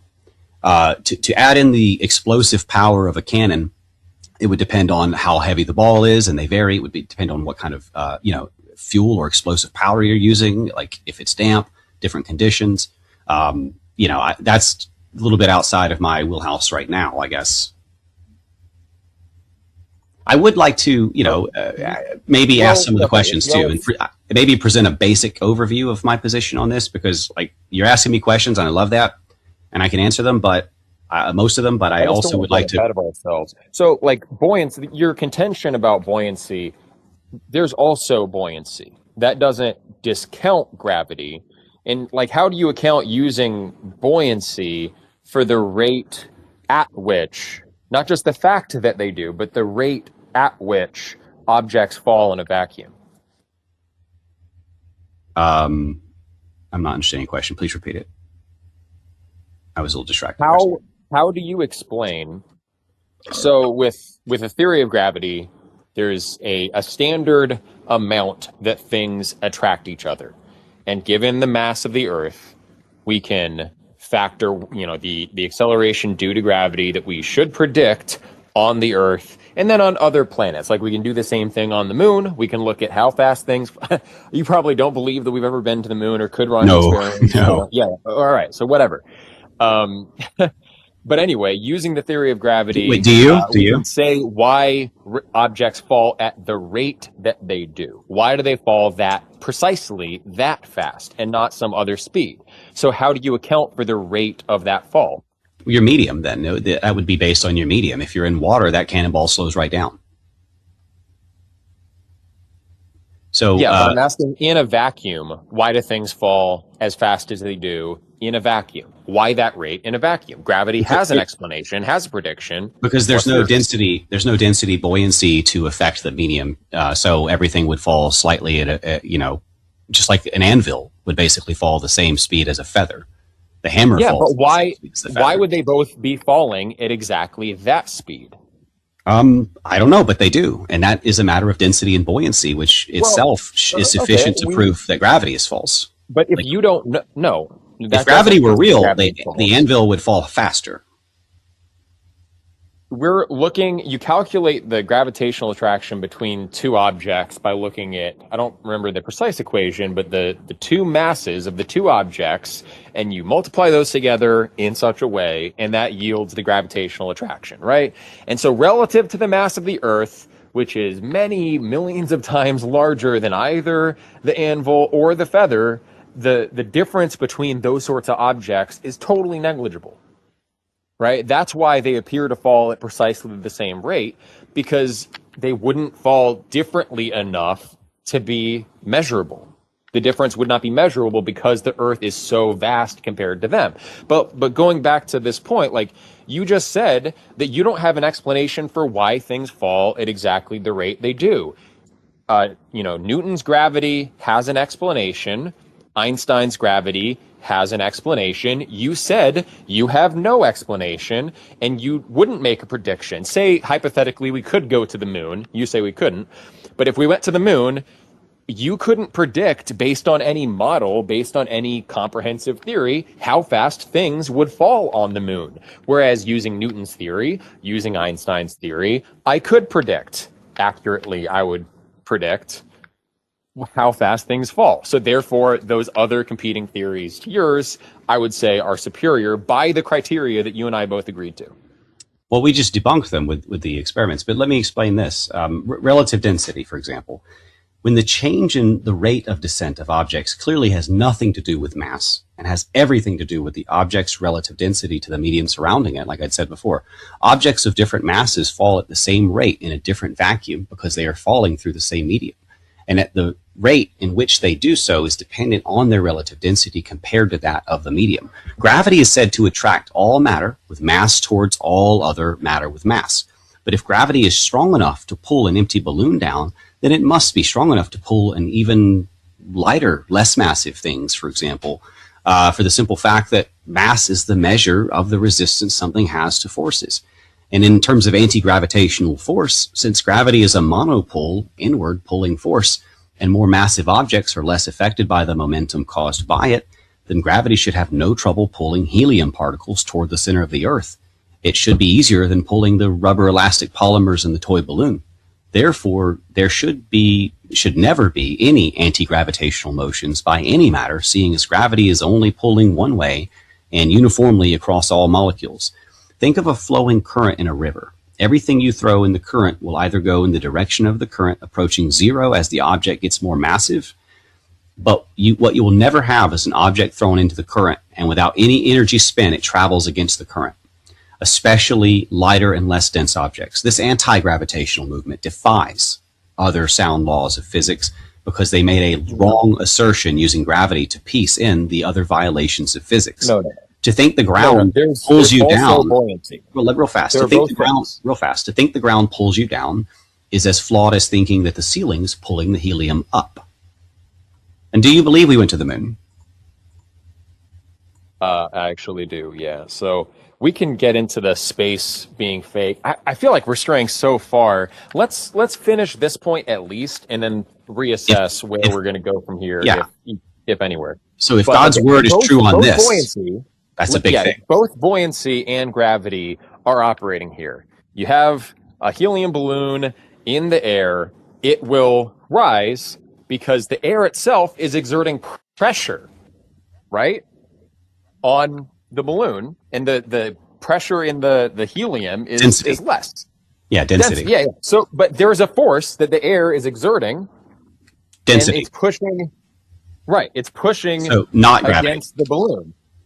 Both. It can be. You both. don't need gravity. You can predict based on the system we're dealing with. We can explain it with density. Given the strength of gravity, given the strength of the buoyant forces operating, we don't need gravity. The pressure exerted by the liquids or whatever, you can calculate which one will win out, whether gravity will win out or whether the upward pressure will win out. With weight and density, you can calculate those things, but you don't need gravity to explain that at all. You can do this without gravity whatsoever, completely. You need gravity to explain other things. I'm not rejecting the existence of buoyancy. Like where I am rejecting the existence of gravity will fall, or how fast exactly something will fall in a vacuum. Those are determined by... You don't have an explanation. Yes. You said you don't have an explanation. I you, did. like everyone else, would just plug in 9.8 meters per second squared on Earth, and you would get your prediction. You'd be using gravity. You have no other theory. If I could speak, other theory that can account for it. If I could speak, yeah. So as I explained, it's a matter of medium, it's a matter of density, and it is a matter of buoyancy. It has nothing to do whatsoever with this mystical, fictional, untestable, no scientific experiment ever has been shown to reproduce or prove this theory of gravity. There's no law of gravity, and there's no use for gravity. It's just an excuse to not have to look at the density and the weight. We have weight. We don't need gravity. And weight is simply defined as a body's relative mass of the quantity of matter contained by it, giving rise to a downward force. The heaviness of a person or thing. Yes, we are heavy, we sink, we go down, but we never, ever, ever ellipse or spin or stick to an upside down ball or have water cling to a ball or mountains fall to each other. None of that ever happens because gravity is just this extra layer of confusion on density and buoyancy, which simply and perfectly explain all of these things. So they don't. To predict where the cannonball lands or how fast something falls. Yeah, we can do that. I don't know how to do it. We can do that. Yeah, just because I don't know the math. Formalism. That's not true at all. You don't have math based on any theory that can predict things. Really? Yes. So how would you predict how fast something would fall in a vacuum? Say we went to the moon. You need a mass of the moon. How would you predict how fast something would fall in a vacuum on the moon? What would you use? What equations would you plug in? Just because I don't have the answer to every single question that you have doesn't mean that we don't have an answer, brother. So, in terms of... Well, for the purpose of the debate, if you don't know something, that's what it is. So I ask you some questions. Anyway, I ask you some questions then. Now it's my turn to ask you questions, and I bet you won't have an answer for them. How's that? So let me ask you some questions. Questions about gravity, for example, for skeptics. Is it properly derived scientific method, observable, repeatable, and measurable? Do you believe or can you demonstrate in a vacuum or in space throwing marbles out and then sticking to one another or orbiting you as the larger object? If gravity is a downward force, then why would anything move upward? Does the sun only impact certain things? Towards the center of mass, it's not a downward force. How or why would huge solid planets orbiting around a giant flaming ball of gas? What is orbit and why is it never observed? This is the reason the moon goes around the earth and the earth goes around the sun, but nothing on a smaller scale ever orbits. Why would water stick to the outside of a convex surface?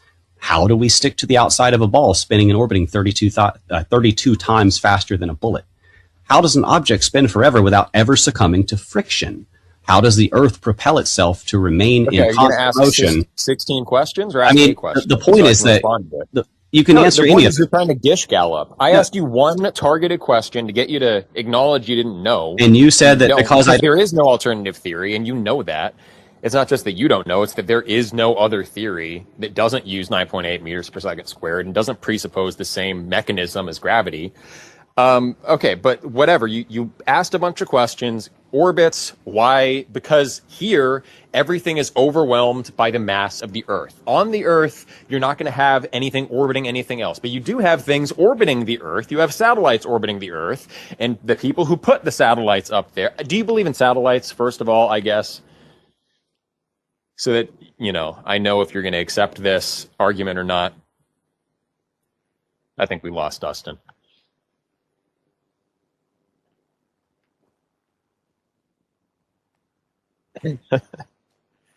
Okay. Let me know. Yeah, now I can. All right. You don't believe in satellites. Oh, there's no such thing as space. Now, what we know is that you've asked me a question that I can't answer, and that's fair. I've asked you 20 questions that you can't answer. So if you really want to play that game... You just asked 20 questions and then declared victory. Ask one question and I'll answer them. Answer them.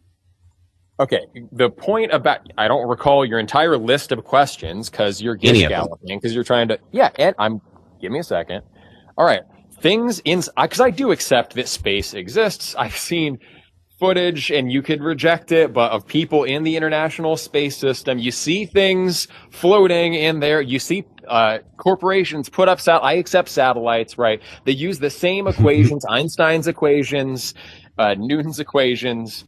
They put things into orbit because the way orbit's supposed to work is that if you have sufficient velocity in the direction perpendicular to the center of mass of the gravitating body, then you will fall towards the center of mass, but that other vector will be sufficient to lead you to, travel further away from the center of mass perpendicularly so that when you fall, you end up tracing the same circle as the circle of the planet, right? That's what orbit is. That's the mainstream understood explanation of it. So if you get a sufficient perpendicular velocity to the center of mass, then you fall, always not quite catching up with the curvature of the planet, and so you keep orbiting in a circle.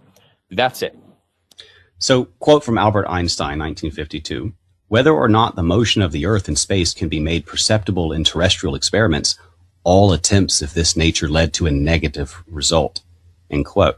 His special theory of relativity required constant speed of light. His general theory of relativity required changing speed of light. His diary is full of Jewish supremacy, and he managed to plagiarize his non-Jewish peers. Stephen Hawking in 2010 said, "One can either use either..."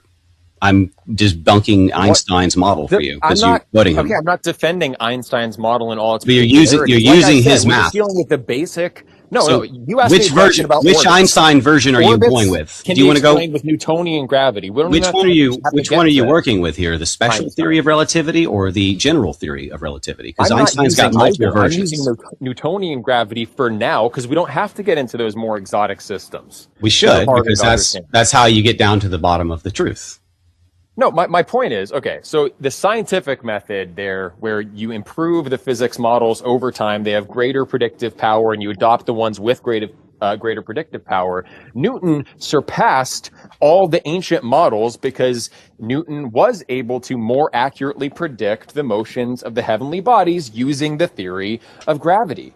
Right? He understood the ellipse of the orbits because you would predict an ellipse plugging in his equations. So plugging in Newton's equations, you predict all the motions of the heavenly bodies better than using Ptolemaic astronomy or any previous system. And so Newton is sufficient to undercut your claim. I don't have to go beyond Newton for the purpose of defeating your claim here, which is that you have some superior explanation. So how do you explain the particular motions of all the heavenly bodies? Why do they move such that they do? And why did everyone think with Newton's equations that you could predict those motions better?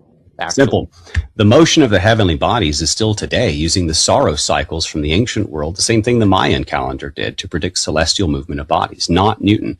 Polaris, for example, the northern star, the stars precess and revolve around the North Star Polaris. Our celestial perspective on the amount of sky we can see does depend on where we are and which way we're looking. The further one travels southward will cause Polaris to dip down closer to the horizon when facing the north. And once you're on the equatorial line, we can view the star trails on a linear path. And therefore, once one continues to pass the equatorial line, the star trails start to give the illusion of a counterclockwise rotation. The same illusion can be done with a semicircle piece of glass over a sheet of paper with circles drawn on it. It is an observable, testable, repeatable scientific fact of reality that Polaris, the North Star, situated perfectly over the North Pole, center of Earth, never moves a single inch, night after night, year after year, century after century, with all other stars fixed remaining in their relative constellations revolving a perfect circle around Polaris. Not an ever-expanding universe of shotgun blasting rocks, following a burning fart sun, none of that. It is also an observable and scientific theory declared that the Earth is spinning. It's an unobservable and scientific theory declared that the Earth is spinning 1,000 miles per hour in the Milky Way oceans, millions of miles per hour more through the infinite space. You're not we cannot. I'm trying to. If you'd stop interrupting me.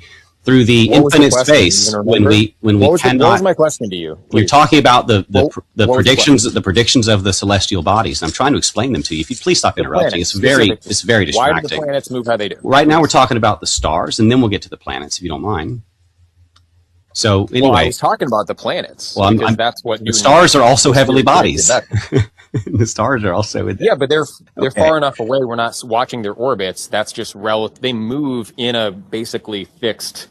That's why they're called the fixed stars, right? We'll get to that too. No, if we're in an expanded universe, then they would not be fixed to the same celestial, constellations that we have seen for thousands of years since the beginning.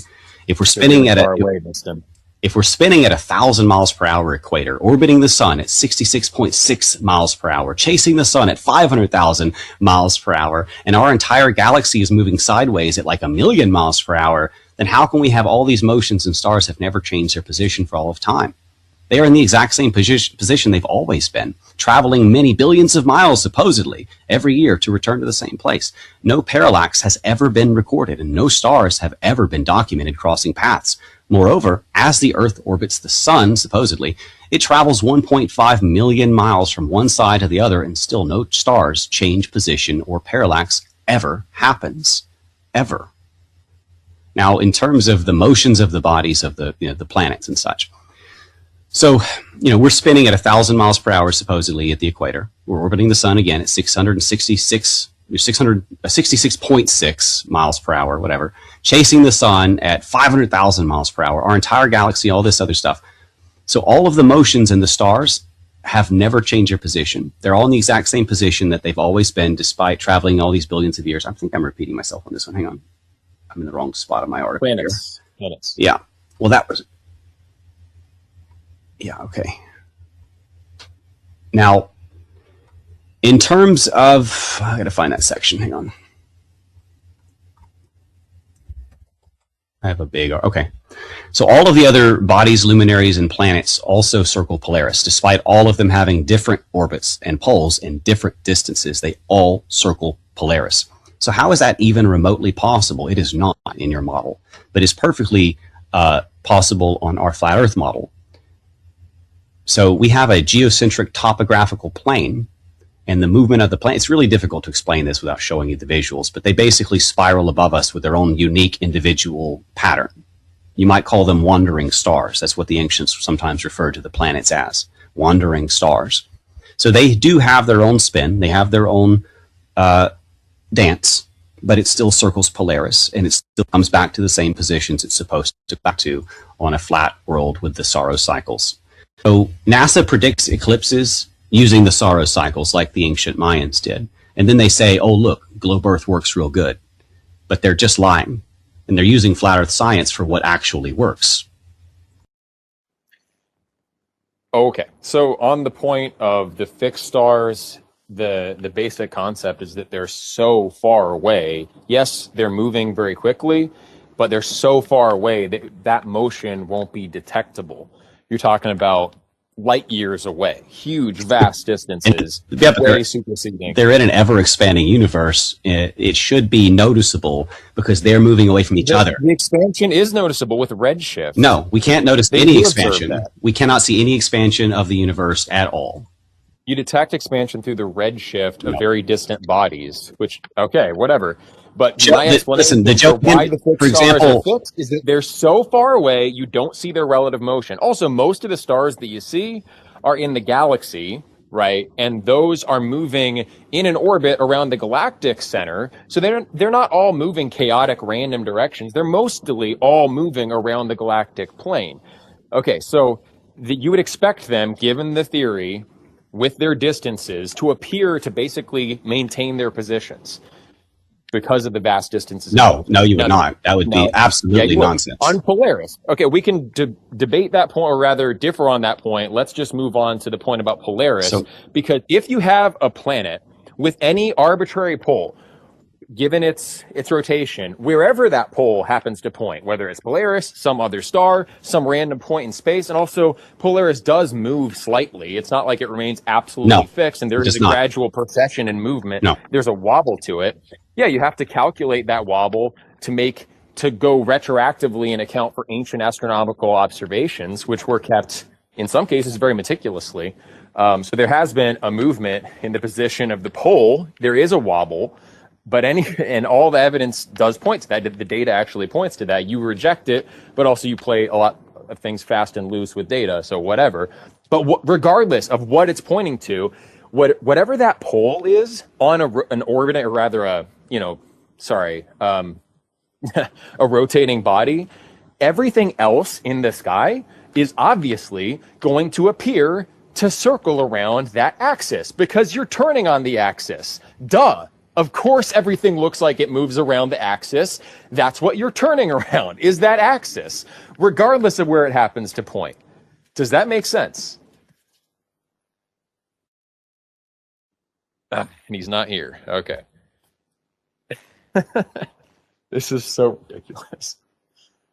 I'm going to tap out pretty quick here. Wait for him to come back in. I say I'm willing to debate anyone, and invariably, it's someone like Dustin. That's right. Up in the same like 8-foot long pinholes through concrete or stone buildings in the ancient world that were built to note one particular night of the year when Polaris lines up with it. So Polaris never ever ever moves. It's a absolute fact. The stars, everything process around it. There is no parallax in your universe. There has to be parallax.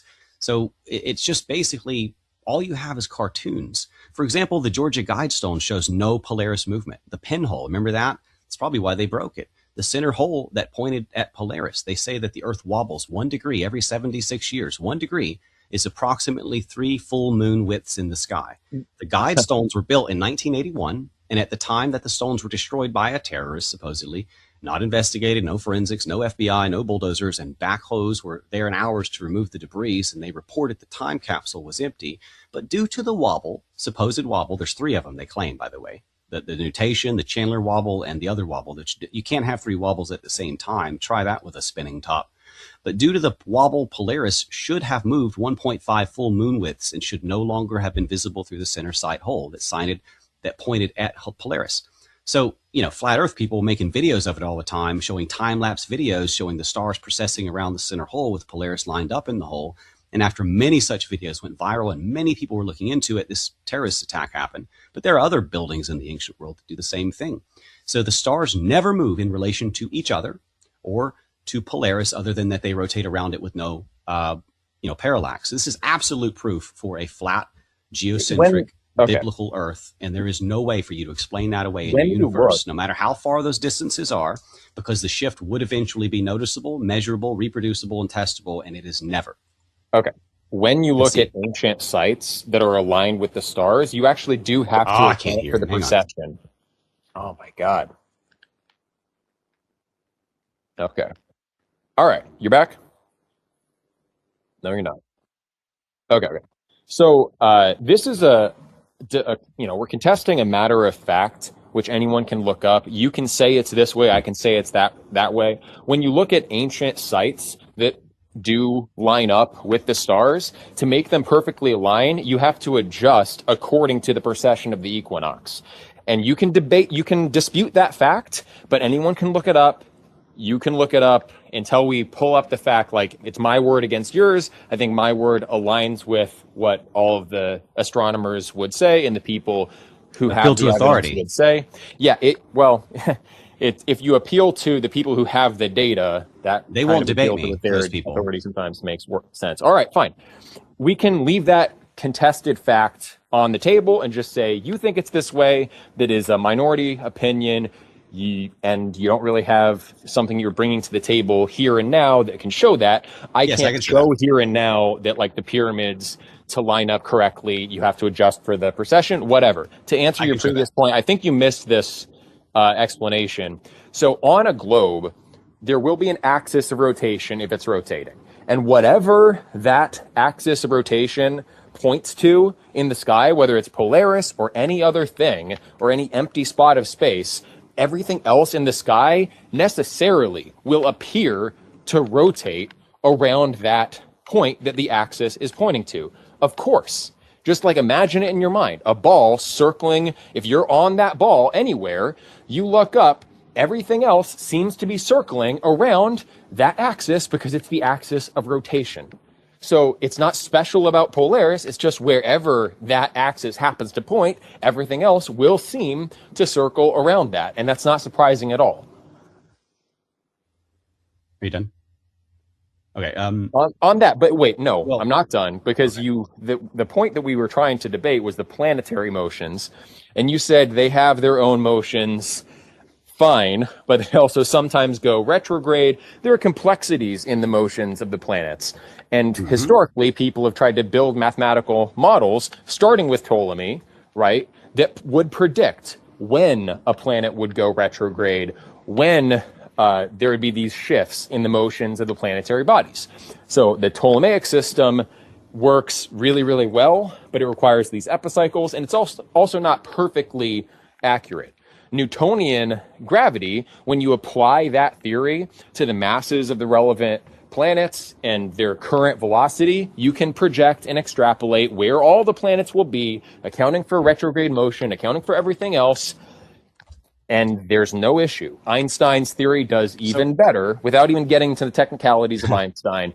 The predictive power is even better for how the planets move. So I'm saying you don't have a theory that will predict when Mercury, for example, will go into retrograde.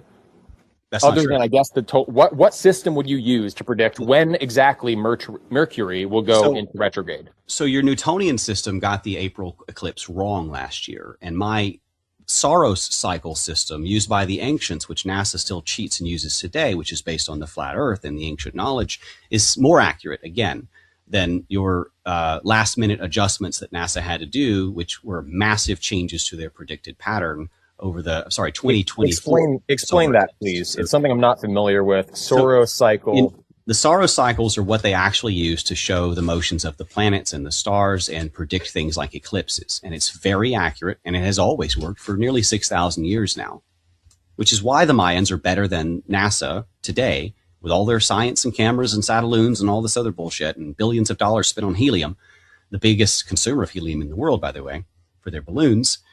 It's why they are wrong about many of their things and have to make last-minute adjustments. Now, what's interesting, what's really, really important that we should note, by the way, is that stars, planets, their subsequent constellations, they have remained in the exact positions, same positions, year after year, decade after decade, century after century, all the way back to the beginning of recorded history. This is not at all possible at the heliocentric model of cosmology, with an Earth spinning on its axis at 1,000 miles per hour, while orbiting the sun at 67,000 miles per hour, in a solar system moving 500,000 miles per hour around a galaxy, whilst the entire galaxy shoots off through infinite space at over 670,000 miles per hour, all in retreat from an alleged Big Bang, which would never depict the stars in the same exact locations relative to one another, night after night, all going in the same east to west revolutions around the fixed North Star Polaris. That there's no way to explain all of that. And also, by the way, the Big Bang thing came out of a seance where the guy talked about communing with fallen angels and how they gave it to him. That's where it came from. That's this whole Big Bang theory. We're not talking about Big Bang right now. Well, we are. We're talking about the ever-expanding universe theory, which is debunked, and it was satanic from its origins. Yes. No, we're talking about predicting the motions of the heavenly bodies. So you refer to the Saros cycle, which doesn't predict the motions of the planets. It predicts the motions, rather the occurrence. Okay, yeah. How does it predict the motion of Mercury? How does the Saros cycle do that? To be honest, I am not strong in that area. I'm looking at the Wikipedia page right now for it, and it's about the motions relatively of the sun, Earth, and Moon. That's it, not the other planets. It is more accurate for the predictions of things like these eclipses than NASA, is my point. I don't have to understand how to predict the eclipses with it. You're changing the subject. I'm asking about the planets, and you're telling me about something involving the sun, moon. These things are connected together because we're in the ever-expanding universe category. All right. Well, I'm asking how your theory predicts the motions of the planet. You said the Saros cycle incorrectly. So what is your actual explanation? The torus field, for example, this torus field that we talk about in the biblical and flat earth communities. It's always funny to hear people just sort of mindlessly regurgitate that a geocentric flat earth cosmology does not have a working model, for example. The truth is that we have significantly better models, and it's not even close. The path of the planets and satellites from a geocentric plane position perfectly overlay onto the torus field geometry of a magnetic field. The magnetic flux data on Earth also perfectly matches the vortex in the center of the magnetic field geometry. Further, this vortex motion has been empirically verified with incredibly precise interferometry measurements. This torus field geometry is observed throughout all of nature, from the smallest to the largest scale. So we have a model that unifies all scales of physics and perfectly matches observation and measurement. The alternative claim, real fast, the alternative claim is that this all merely coincidence and illusion. Space-time, dark matter, and dark energy are tricking us. Trust me, bro, right? So this explains it because we can predict with this model, for example, the Joe Hanvey model, exactly where the planets will be and exactly what they're doing without any need for gravity, bending space-time, dark energy, dark matter, or any of these satanic NASA scientists and their predecessors from Rome who were giving us all this fake bullshit in the last 500 years, trying to hide God from us. The Antikythera model, ancient mechanism, is also a flat Earth model. It is a working flat Earth model. Shane's model also shows how the planets move better than NASA. The Trinity model shows that the flat Earth model comports with time compass location. The stars and the parallax also, I know you don't want to talk about them, but that also goes into this argument. So our model accounts for everything. I already explained that. You're gift galloping. Gift galloping again. You're going from one to another to another to another. I can't respond to 10 different things in a list. Give me one point. How do you explain why Mercury goes retrograde? Explain it. The torus field geometry of the magnetic field. And how does that explain why Mercury seems to reverse direction in the sky for a brief period of time? Why? I do not know all the details of the astrology. I just know that it works better than the NASA so-called claims. Okay, and that matter of fact, we will contest. People can look up independently. The toroid geometry thing, again, I'm going to admit I've not heard of that. So give me one source. I'm not going to go fact check you, but for those who are interested, give me one reliable source for why the planets follow the toroid magnetic geometry and why that's supposed to explain their motions. One source. Well, that's where I was talking about the models. For example, Austin Whitsitt, he's a good debater. He can explain this easily. The Antikythera model, Shane's flat Earth model, the Joe Hanvey model. Please, one. Dustin, Joe Hanvey's list model. 10 things when I ask for one thing. Who? Joe Hanvey's model. It is a biblical and scientifically accurate model. It is a flat Earth biblical cosmological model. Spell Hanvey for me. Hanvey. Okay. So you claim that these alternative models predict the motion of the planets better. Why is that not known in the scientific community? If they have superior predictive validity, how come scientists don't know about that or talk about that? Well, that's where I talk about things like the Saros cycles. NASA uses them and then tells you they just did it with their own globe math, but that's a lie. They're using flat Earth technology to do this. And it's the same thing that you find with most of the scientific community. If you think fake news is bad, for example, it's 90% or so government funded. The science is 95, 96% government funded. Nothing gets through that they don't want to get through. That's why everybody believes in climate change and men breastfeeding babies. Scientism is totally bankrupt. Fauci said, I am the science. The UN says we own the science, and you have to test it or just discount it at this point. Scientism is a real thing, and the scientific community is wholly controlled, bought, and paid for by the funding mechanisms. Okay, but there's also a lot of scientists who really do care about trying to figure out what's true. A lot of physicists, a lot of astronomers. They're not all bought and paid for, right? So how come I don't find any PhD physicists, astronomers who endorse this? Well, there's plenty of scientists on our perspective here, by the way, but none that are professional physicists. Physicists, cosmologists, everybody. We have people on our side as well. But can you name anyone? Joe Hanvey, one of these? He's a PhD. He's not a PhD scientist. He's a guy who's actually made a working model of the world that NASA cannot do. So he's better than NASA. He's better at this than I am, probably, with the model. And I beat PhD scientists in debate. So I don't think that, Okay. I don't know what we're trying to prove with this. But you're sort of appealing to authority again with this PhD thing. You have this appeal to popularity. Explains the motion. Say again. You have this appeal to popularity or to authority going on repeatedly. So I'm just discounting that. Well, it doesn't matter. Yeah, to make it not an appeal to authority, you would expect. Here's my argument for why we should care about what professional physicists have to say about these things, because they have familiarity with the evidence. In many cases, they have access to the evidence directly in the instruments where they're measuring these things. So trust the government, huh? So for a lot of things, you're going to have to rely on testimonial evidence. No. Okay, so do you accept testimony as a valid method when it comes to what's happening in your everyday life? So if your wife tells you about something, you accept that probably really happened, right? We talked earlier about how the apostles died for their testimony. But NASA is a totally discredited, almost as bad as Rome in terms of their credibility. They keep getting caught in lies constantly. From harnesses to they're international. Eric, I would appreciate it if you stopped interrupting me. It's not just NASA. Eric, why do you have to keep interrupting me? You have a tendency to wander off. I don't want to wander off. I'm just trying to stay on the answer the question. So in terms of these other agencies, they all have the same symbolism, which is a forked tongue speaking through a flat disc, because they're all paid for by the same Jew world order. Russia and the US, both controlled by the Jews, and China, also controlled by the Jews ever since Chairman Mao, all push this so-called science of space, this cosmological lie to hide God. They also all part of the Antarctic Treaty to hide the firmament, the edge of the world where you cannot leave. So there's a number of things we could get into here, but in terms of testimony, yes, if they're credible. And NASA is not credible, and they will not debate me.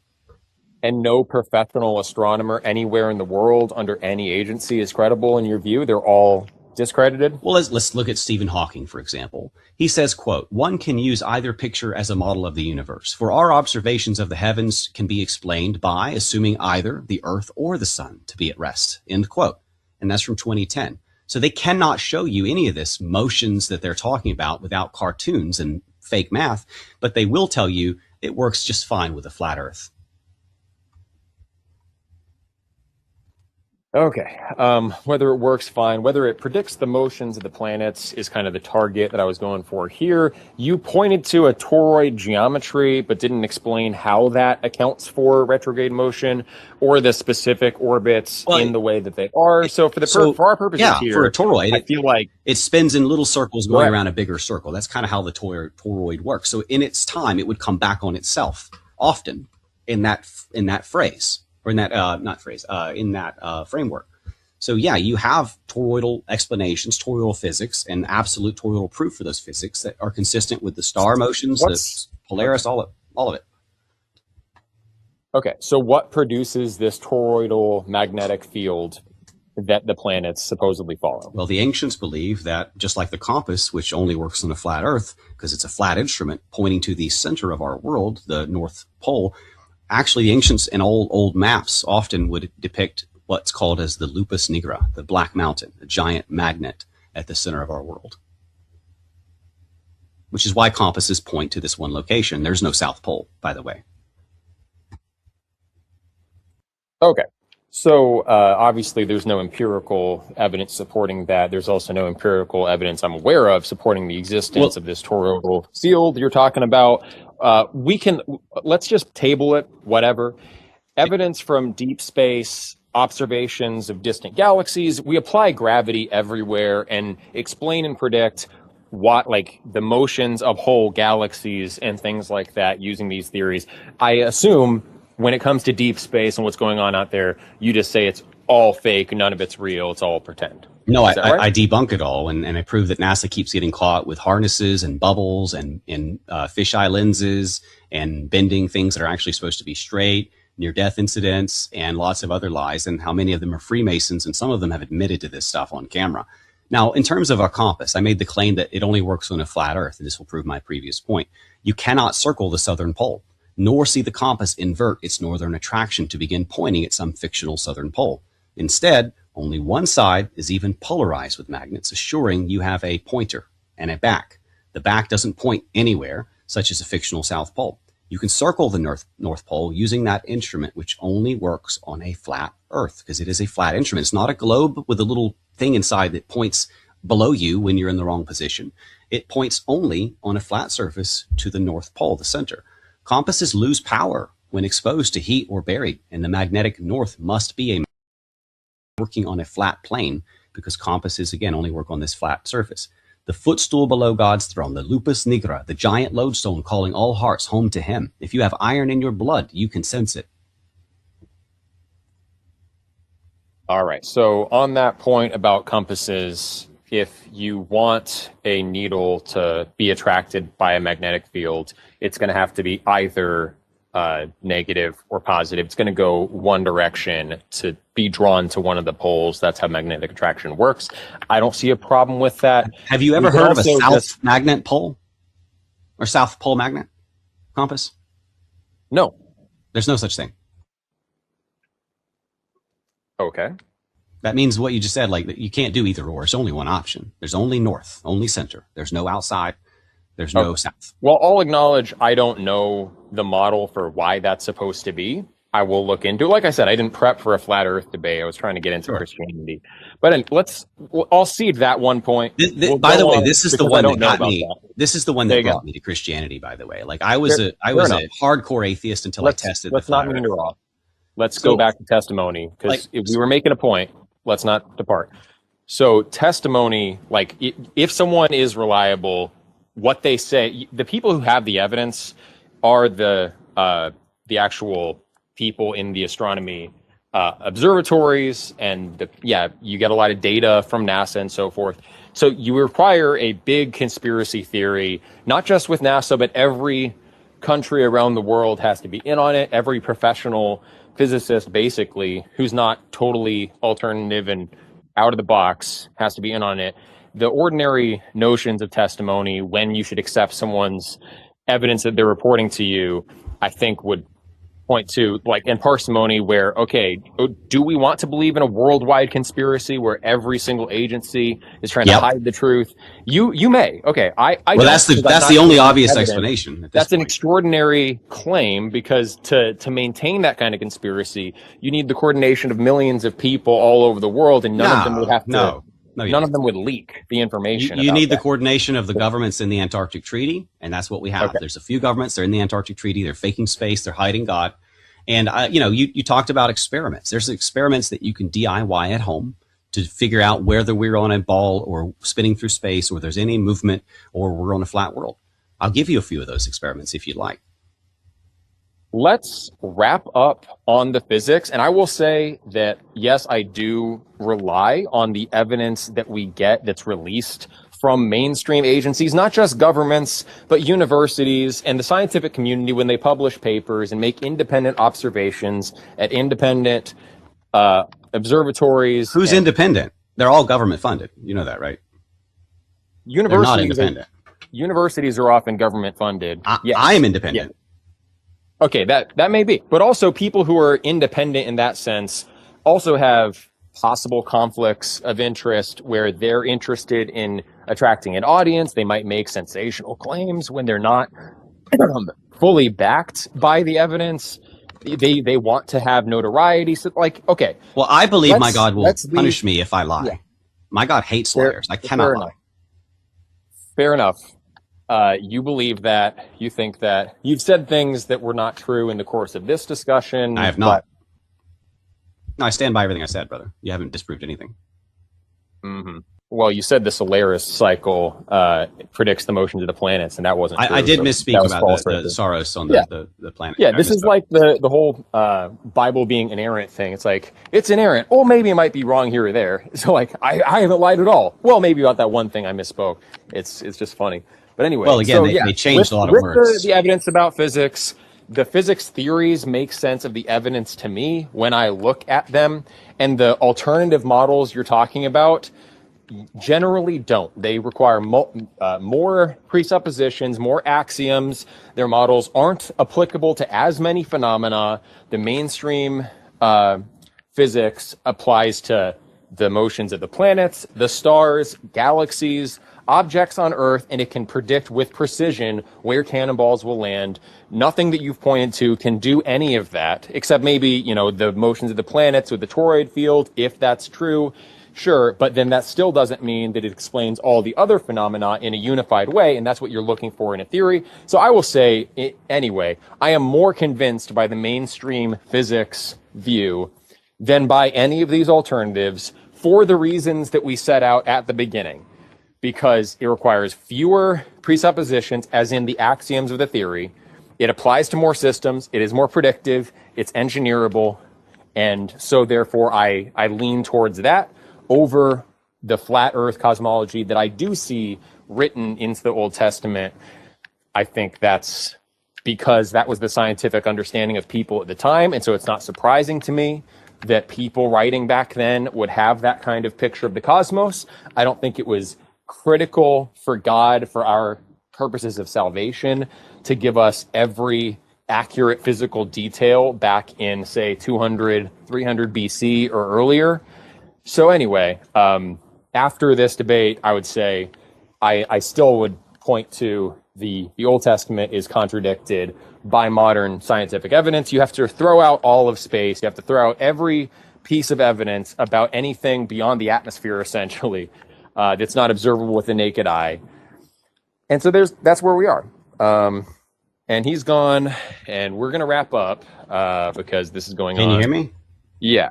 Oh, well, Okay, you're not so- listed here as a speaker, but That's weird. let's start wrapping up. Let's get back to It's like Christianity. boomeranging now. Let's get back to Christianity. I'll give you an opportunity to give something like a closing statement, bringing it back, considering Sure. that, okay, I feel this way about the physics evidence, you feel another way. I would say that points to the Bible isn't totally true on every point, and therefore we should treat it as one piece of evidence among others, not as this inerrant thing. And you think it is inerrant. I'm not convinced by your arguments, but go on now. We'll say this isn't your one last closing statement, but make one more statement, all I gotta rebut, rejoin and again. then closing statements.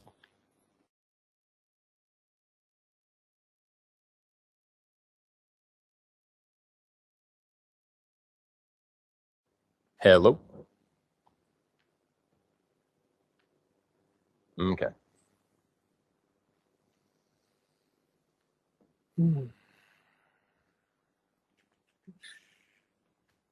Hello?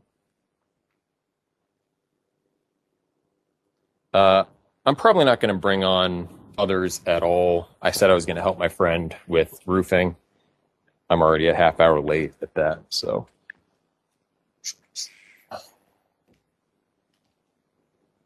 Waiting for Dustin to resurface. I see him he's a listener there. Invite to speak.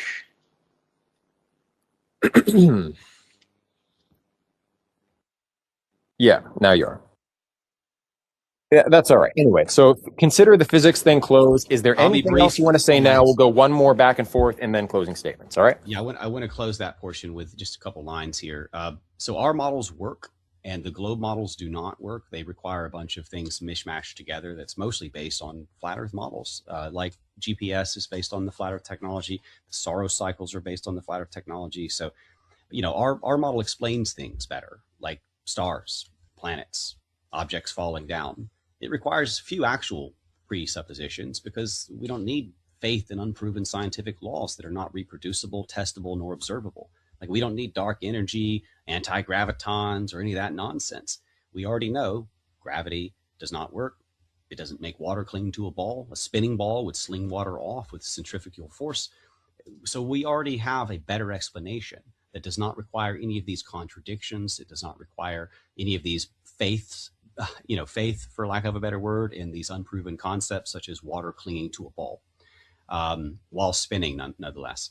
So, that would be basically my closing statements in terms of the gravity portion. Now, I will point out, I basically just answered your questions. I didn't really ask any of my own. I didn't really make the case for flat biblical earth. I didn't even mention like the verses. I didn't mention most of the science. I was just trying to sort of respond, sort of slingshot real fast, shotgun or whatever approach with what your questions. But we can bring it back to the Bible.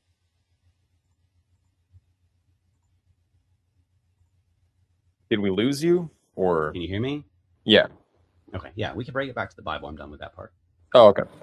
Well, I guess, like I said, this is the one back and forth, and then we're going to do closing statements because I have to go help someone with roofing. But on what you just said, I would say our whole discussion contradicts what you were just asserting, that the flat earth explains these things better. You couldn't explain why a cannonball would land where it would, why objects would fall how they do. You couldn't in detail give what equations would govern the motions of the planets. And so, I mean, you kind of invoked different mechanisms, buoyancy here, magnetism there, but you didn't explain in a unified way like the standard model of physics does from first principles why the universe is the way it is, why things operate at every scale the way they do. And I'm actually really sold by the mainstream physics perspective on that. I think it makes sense. I think the nebular hypothesis makes sense for stellar formation, for solar system formation. I think it all It is all explainable with a simple set of starting principles, like the basic forces, 4 basic forces, and basically you get everything you need to derive everything else downstream. You didn't give me anything like that. It was all, yours was the account that was like partial, where one part appealed to this mechanism, one part appealed to this. Physics, it's all one unified thing. It has parsimony. It has the greater demonstrated explanatory and predictive power and engineering power because people actually build things. You say GPS operates off of flat Earth models, but like what model, what equations, what secret flat Earth equations are satellites using? And I guess you don't believe in satellites, right? But anyway, what secret equations are the balloons using that they're pretending are satellites when it comes to GPS? Because it seems like you have to use Einstein's general relativity to account for how GPS is able to be as accurate as it is. But you reject that. You haven't really given me what are the equations, what are the particular the set of axioms that I can point to the physics set of axioms. It's the 4 basic forces. It's, what you see in the standard model, the basic particles, and we don't even have to get into particle physics for our purposes in this debate, but everything seems to follow from that. You didn't point to a set of simple axioms. You pointed to different mechanisms for different things. And so I would say everything you just said, the reverse essentially is true. I will leave it at that. And now you can rebut, I guess, quickly that in your closing statement. But now this is your closing statement. This is your last word on, what is the authentic Christianity? Once again, I'm a fallibilist. I don't think there is one clear-cut winner of all the interpretations out there. I'm open to interpretation. I not a biblical inerrantist, You lay out what you want. I will respond to that in my last statement, and then we're going to have to end. Okay. You couldn't answer most of my questions as well. So if you go on Google and pick up, scroll out, where are all the satellites? Why is it all CGI? You couldn't explain why the stars line up the same way every time, why there's never any parallax. You can't explain things like lunar eclipses. You can't explain things like which blue marble are.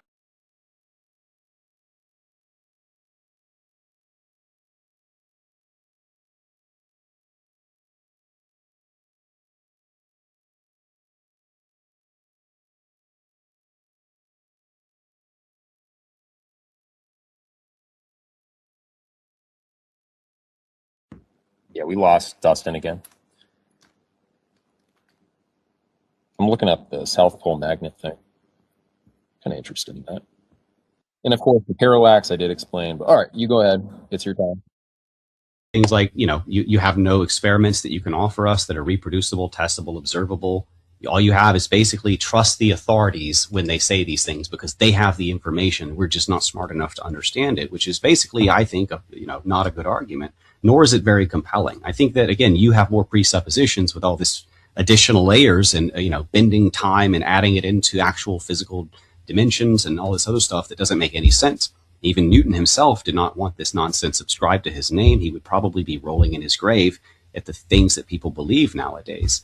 In terms of the Bible side of things, my main problem was that you're trying to mix in paganism. You said, quote, what we take to be the most important in this philosophical pursuit of truth, scientific pursuit of truth, and understanding of our true mythological religious heritage that requires comparative methods, a broad education, a new, I think you said pie idea or something. I couldn't make that out. A new something for the new age. It's a common phrase that we have to be very careful of with this new age stuff. And we can build it. You said, I am building it. And you also said, quote, we don't need to found a new religion, but we have to take seriously the project of reforming what we have now, end quote, which I have to say sounds kind of like the protest and reform of the Protestant movement, which I'm not part of. It also sounds like idolatry. Now, I have no desire to reform the false churches, but to await their destruction in fire as I burn their false doctrines, leading my people astray. And I came not to bring peace, but the sword of division between lies and truth. And furthermore, I'll close in this, the science confirms God exists, and the 100% synced and accurate prophecies by the thousands confirm which God it is. The other religions offer epic poems and eternal damnation. Christianity has a library of history books that test truth. Christianity is the intellectual religion. But not only the Ansarim is the true doctrine, like the Nazarene Church is the only true branch of Christianity founded by Christ, mentioned in the book of Acts and elsewhere. Christianity conquered the world, killed slavery in the West, and forced heathen nations to stop sacrificing their own babies to dead Jew blood gods. I think paganism offers us nothing but walking backwards to the time of blood and death. Thank you. Okay. Wasn't too much positively to respond to in that last part.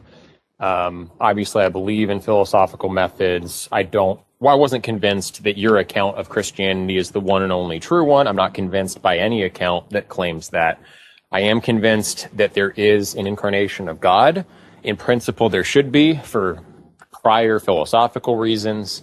And therefore, I look at the historic record. I see the evidence of Jesus' life, the consequences of Jesus' teachings. And I say, if anyone was that, Jesus was. I have faith, therefore I'll take that leap of faith to believe in Jesus. But then I see the diversification of the churches almost immediately and different views cropping up, and all the heresies and so forth. And I'm not sold on any of them. I think I'm with you there. I thought you were done, Dustin. Sorry, I'm with you there. I just wanted to add. Okay, yeah. Anyway, so I'm not sold on yours. I'm therefore forced to remain agnostic. So it's funny, I'm like Gnostic in one very loose sense, but I'm also agnostic as to exactly what the true doctrine is. And so therefore I have to rely on reason. I have to rely on the evidence that I can understand from physics and the natural sciences. And I am sold on their model. I could explain the apparent lack of parallax. I disputed the fact of the matter on precession. I also explained, given the vast distances, so some of the things you said I didn't have answers for, I actually did give you answers for. The one thing that I really did not have an answer for, and I acknowledge that, was why you don't have magnets that point to the South Pole. But as I start to, in a cursory way, look that up, it makes sense. It's one and the same magnetic field, right? It's a bar magnet, the Earth is essentially. And so if you recreate a bar magnet, the North Pole of your magnet is always going to be attracted to the South Pole, which the true magnetic South Pole is the geographic North Pole. It's always going to be attracted to that pole. So it's just based on the nature of magnetism. It's always going to point one direction. So I wasn't sold on that after review. Wasn't sold on any of your points. I think modern science has better predictive power. Therefore, I don't think the entire Bible is inerrant. I'm also curious, we won't discuss it, but why the particular canon of scriptures, I don't take that canon to be dogmatically and infallibly given. I think that you're left to, as a good money changer, sift out what is genuine, what is counterfeit for yourself. I think that's the existential position, if we're honest with it, that we're all in, that none of us genuinely know with apodeictic certainty what particular scriptures are in, what are out. I think we're just left to sort the evidence on our own. Therefore, I've not changed my position. I appreciate you taking the time. And for those who have stuck it out, if I made any positive claims here that you'd like to dispute, feel free to DM. We can set up a time to discuss these things. This kind of spun into a much more like physics and flat earth heavy debate than I thought it was going to be.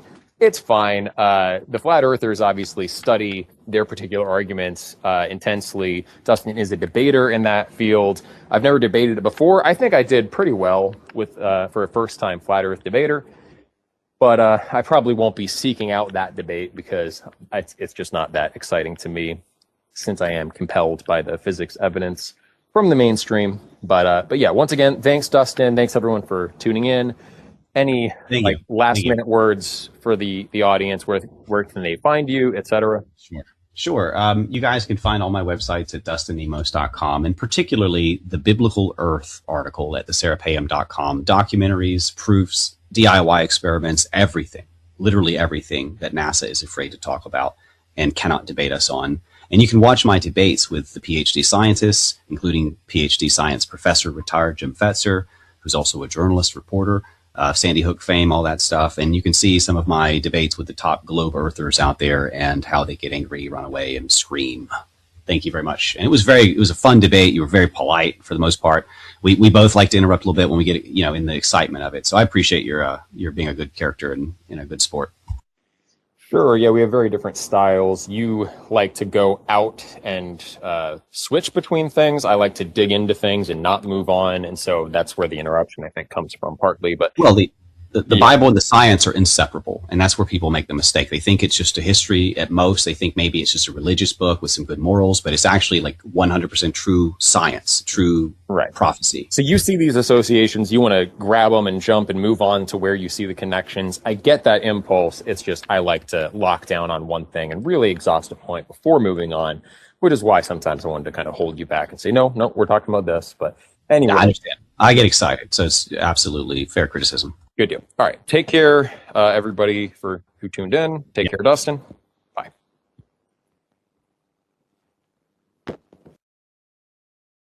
Connections. I get that impulse. It's just I like to lock down on one thing and really exhaust a point before moving on, which is why sometimes I wanted to kind of hold you back and say, no, we're talking about this. But anyway. I understand. I get excited, so it's absolutely fair criticism. Good deal. All right. Take care, everybody, for who tuned in. Take care, Dustin. Bye.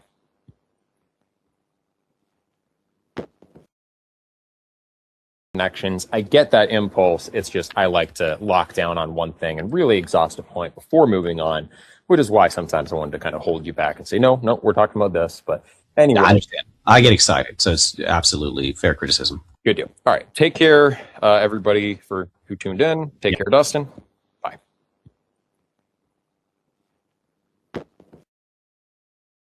Connections. I get that impulse. It's just I like to lock down on one thing and